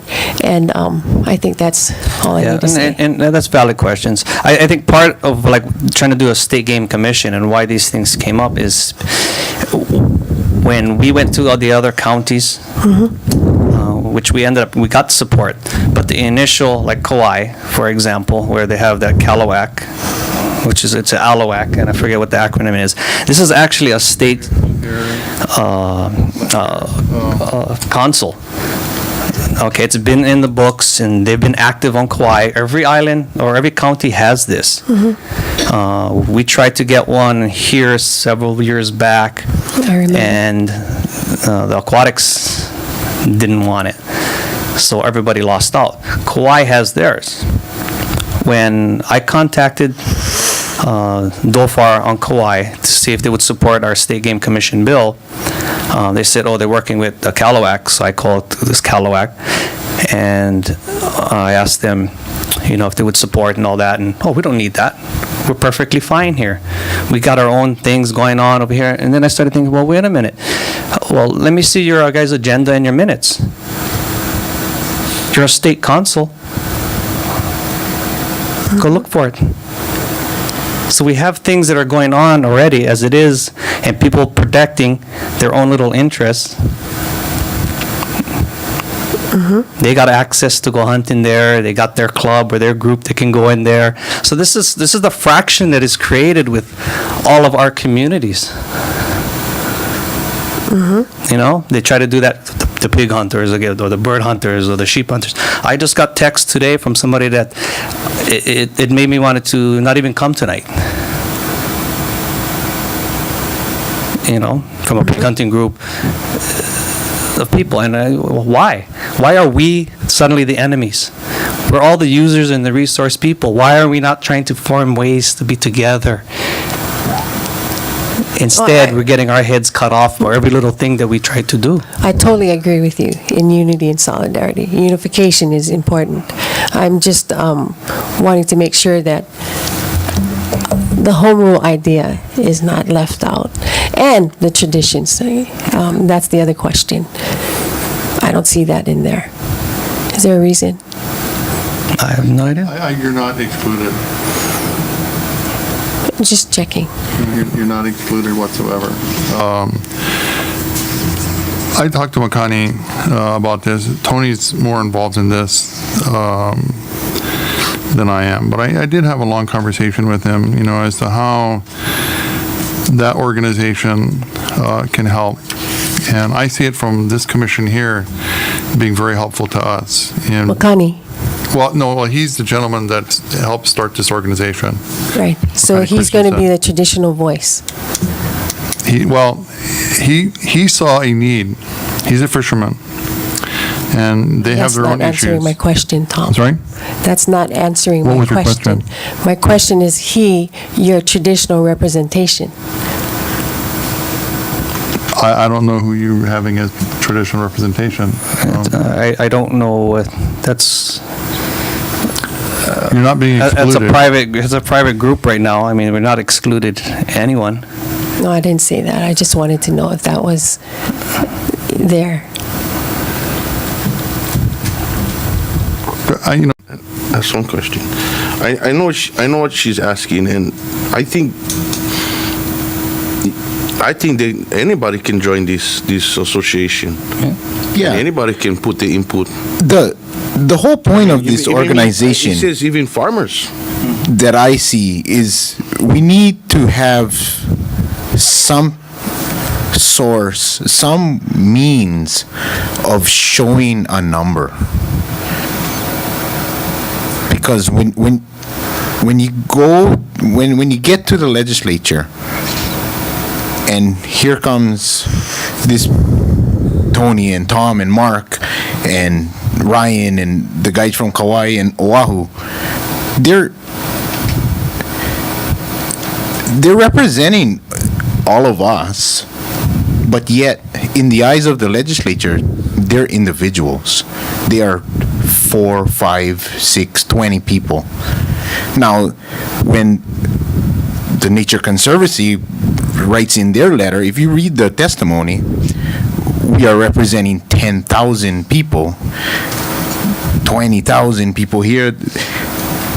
For some reason, they have, just if you go and look at the testimony that was sent in for our game commission, they put it on the news. It was that many people that supported this game commission.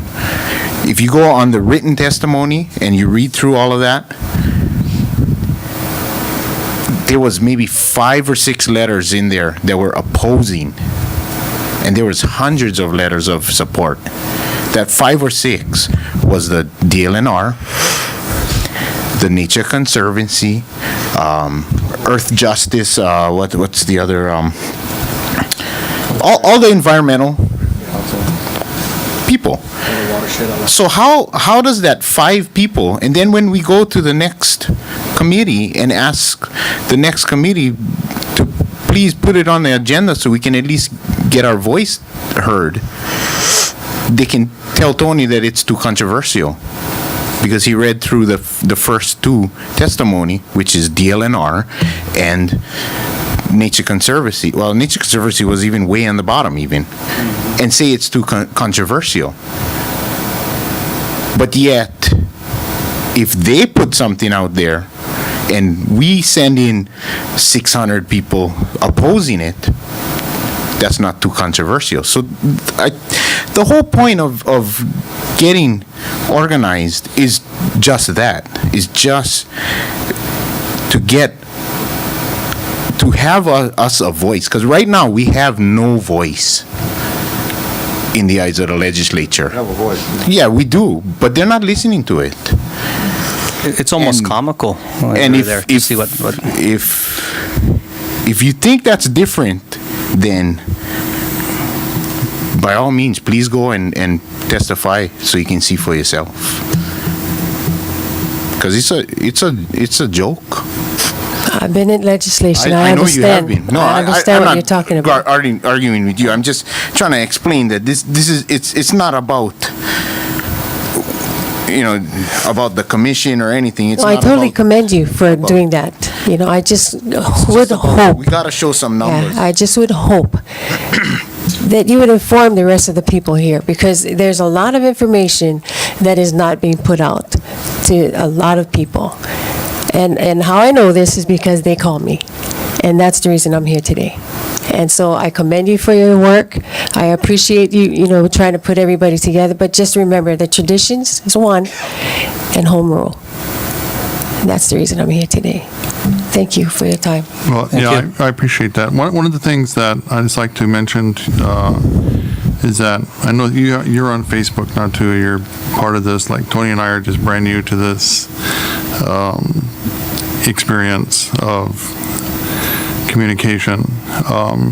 But that is the future. This idea of going to one by one is not working out very well. But, a Facebook page, a website, these kind of things that people can participate with is how a lot of the stuff you heard tonight earlier on, he wants to do this survey online, for example. It's just that much more that you can get people out. On my Facebook page, for example, somehow, I don't even know what it means, but we actually touched 1,385 people last week with this commission that we're talking about, with this alliance. So people are interested in this. And I think Tony is right, and Makani, who created him, and Tony and Ryan and from this island. It's something that's needed. We need the money too. You need money for your group. Fundraising is another thing, and I know maybe you can help us with that. But legislative is another area, and having a large unified body to walk in and say, we represent 20,000 people. We represent 37,000 people, and they're just saying, well, you're just a big island.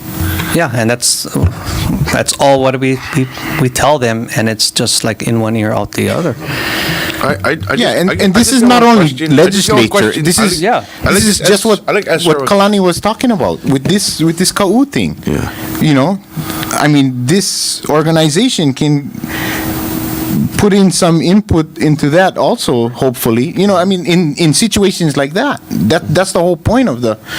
This is not only a legislative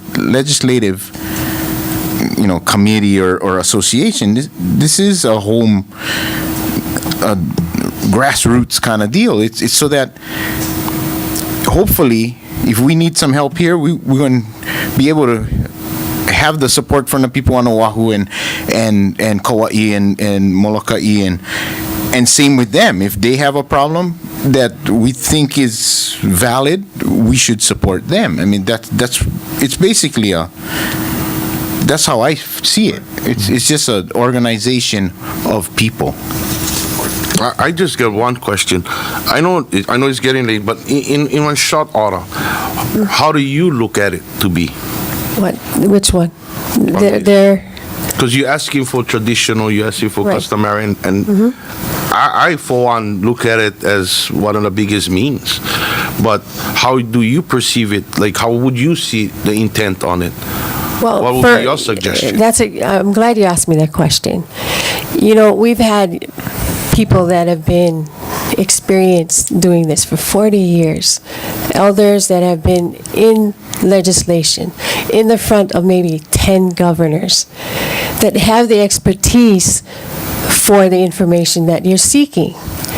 And I really liked your question, because I would ask Palikapu Dedman, who had the experience all these years in front of governors' legislation, to be advisory to some of the things that you're organizing, is what I'm liking to ask all of you.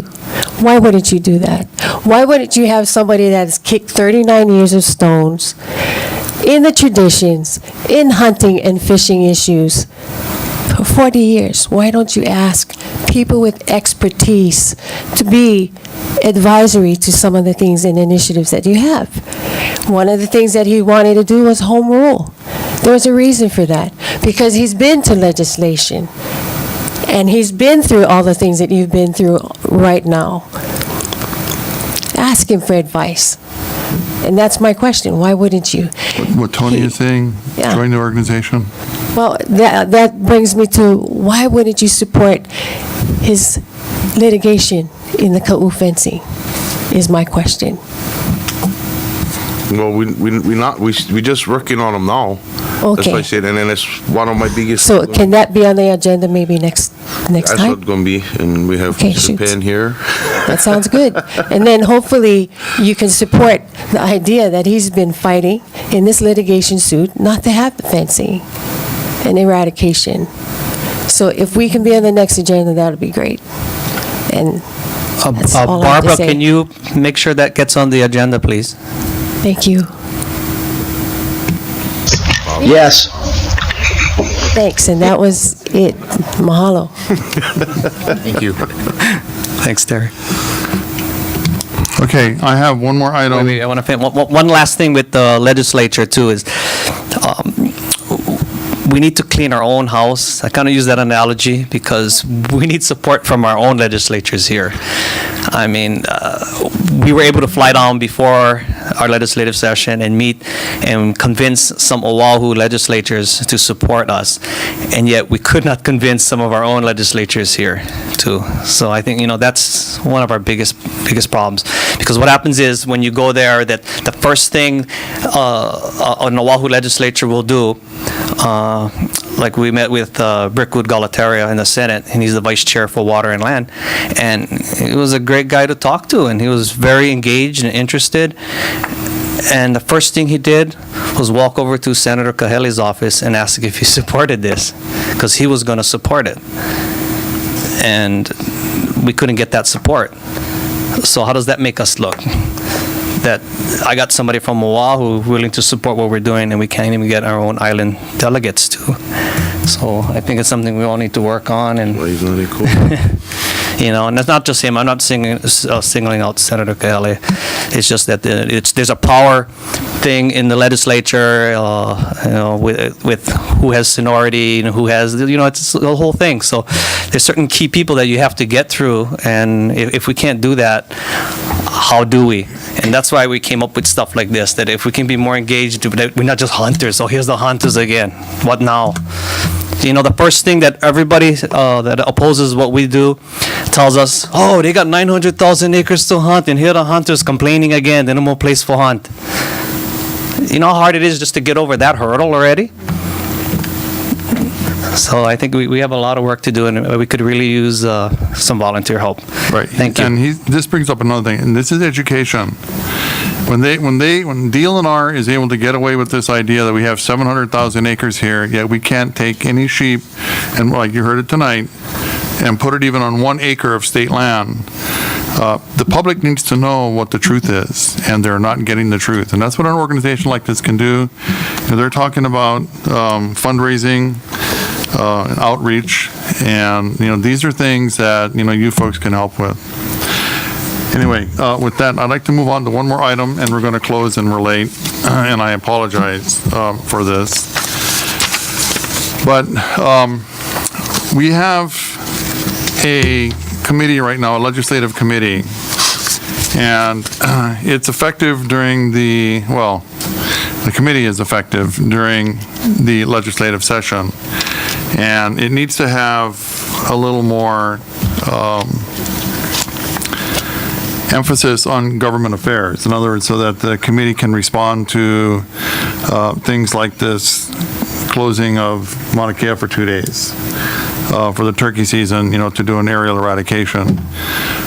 As that turned out, that did get resolved, and thanks to Steve here, and this thing was deferred until next month. So I would like to change the scope of the legislative committee to include all of government affairs that has to do with hunting and the other things that we're engaged in. From council, is there any issue with that? Other than us making a motion to do that, is that okay to include government affairs? Number 4, clarifying and renaming legislative committee duties to include government affairs and administrative issues.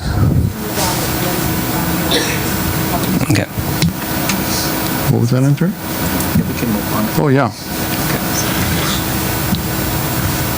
It's a committee, so anybody want to? Make a motion? Make a motion? Make a motion. Go ahead, Kalani. I got it. This is Willie Joe. I move to include government affairs and administrative issues in our legislative committee. And change the name to government affairs. And change the name to government affairs and administrative issues. I second that. Okay, any discussion on that? All in favor? Aye. Aye. Any opposed? Aye. Hey, Mark, anything over there? No, we're good. I'm an aye. Okay, all right, very good. Moved and seconded.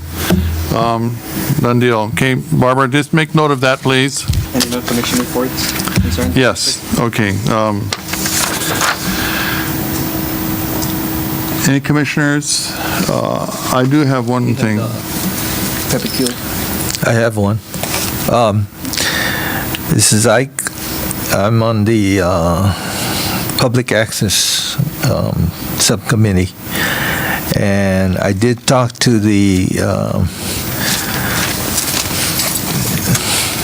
executive who staffs the PONC committee, and she clarified a few things for me. There are 2 avenues of approach on this. One is, as it relates to the finance factors property, she suggested that we go through that nomination process and nominate the parcels for inclusion on the PONC list.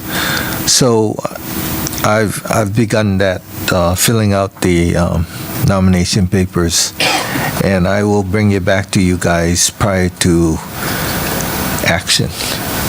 The second is that as it relates to that access to the Pepekeo area of the Hilo Forest Reserve,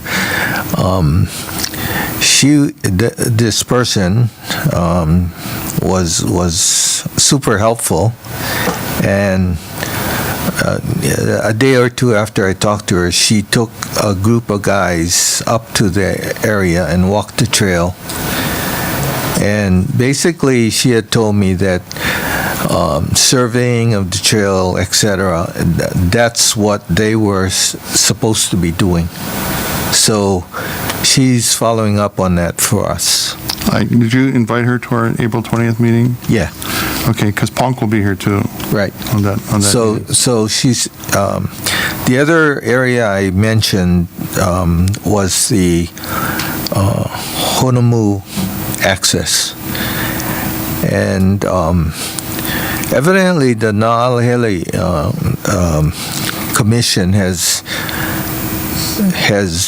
talked about drafting a letter to the county to do something. I'm not real clear on that, but the Na'alahele crew said that the county had to do something before they would be able to do what they needed to do. So I don't know if that letter has been drafted or where that is, but it seems like they're moving from their side as it relates to that Tonomu access.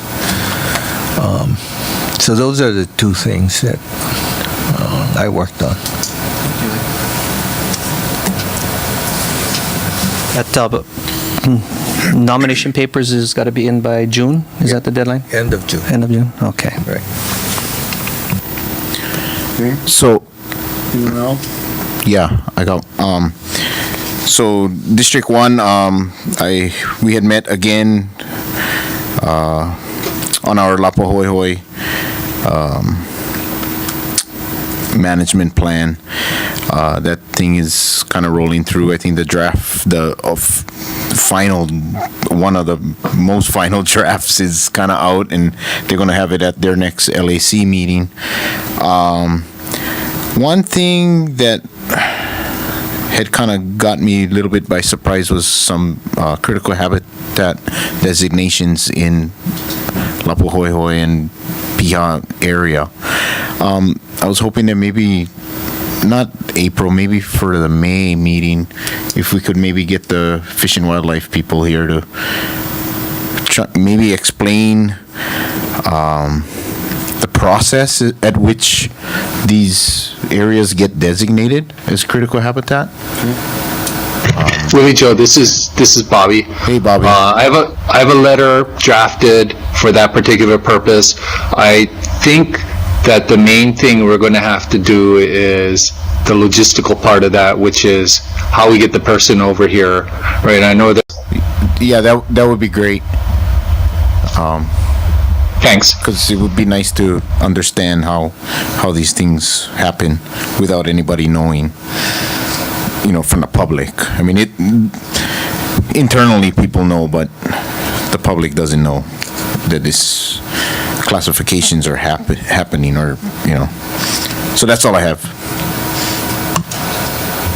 I get one. I know Tony asked about putting our Ka'u fencing on the agenda. To be more clear, it's the fencing that is done in the forest reserve. Well, and the road, but it seems, that we have Mr. Penn here, that we could have that. I request if we could have that, because it's moving forward already. I don't know if we can, because I know there's a court case pending there too.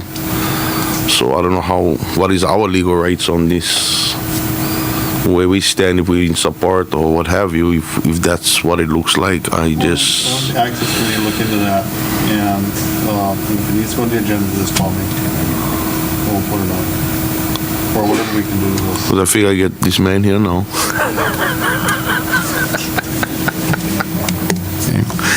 All right, I want to get this thing wrapped up here, and I apologize for keeping you folks here tonight. But I had a very interesting time with these people, and with David, and with Brian, and there is one other thing too. I don't know if we should do it here, but we need a communications committee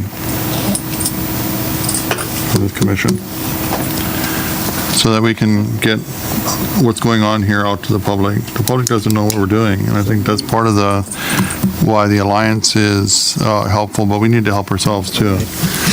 And Okay, yeah, I make a motion to have a communications group, and this would be for the purpose of reporting back what the commission is doing, and maybe an article in the paper or something like that. Is that what you guys are thinking? yeah. Okay, so yeah, I make a motion Any kind of communication. for a communications group. Something I second. entertaining and easy to read, Okay.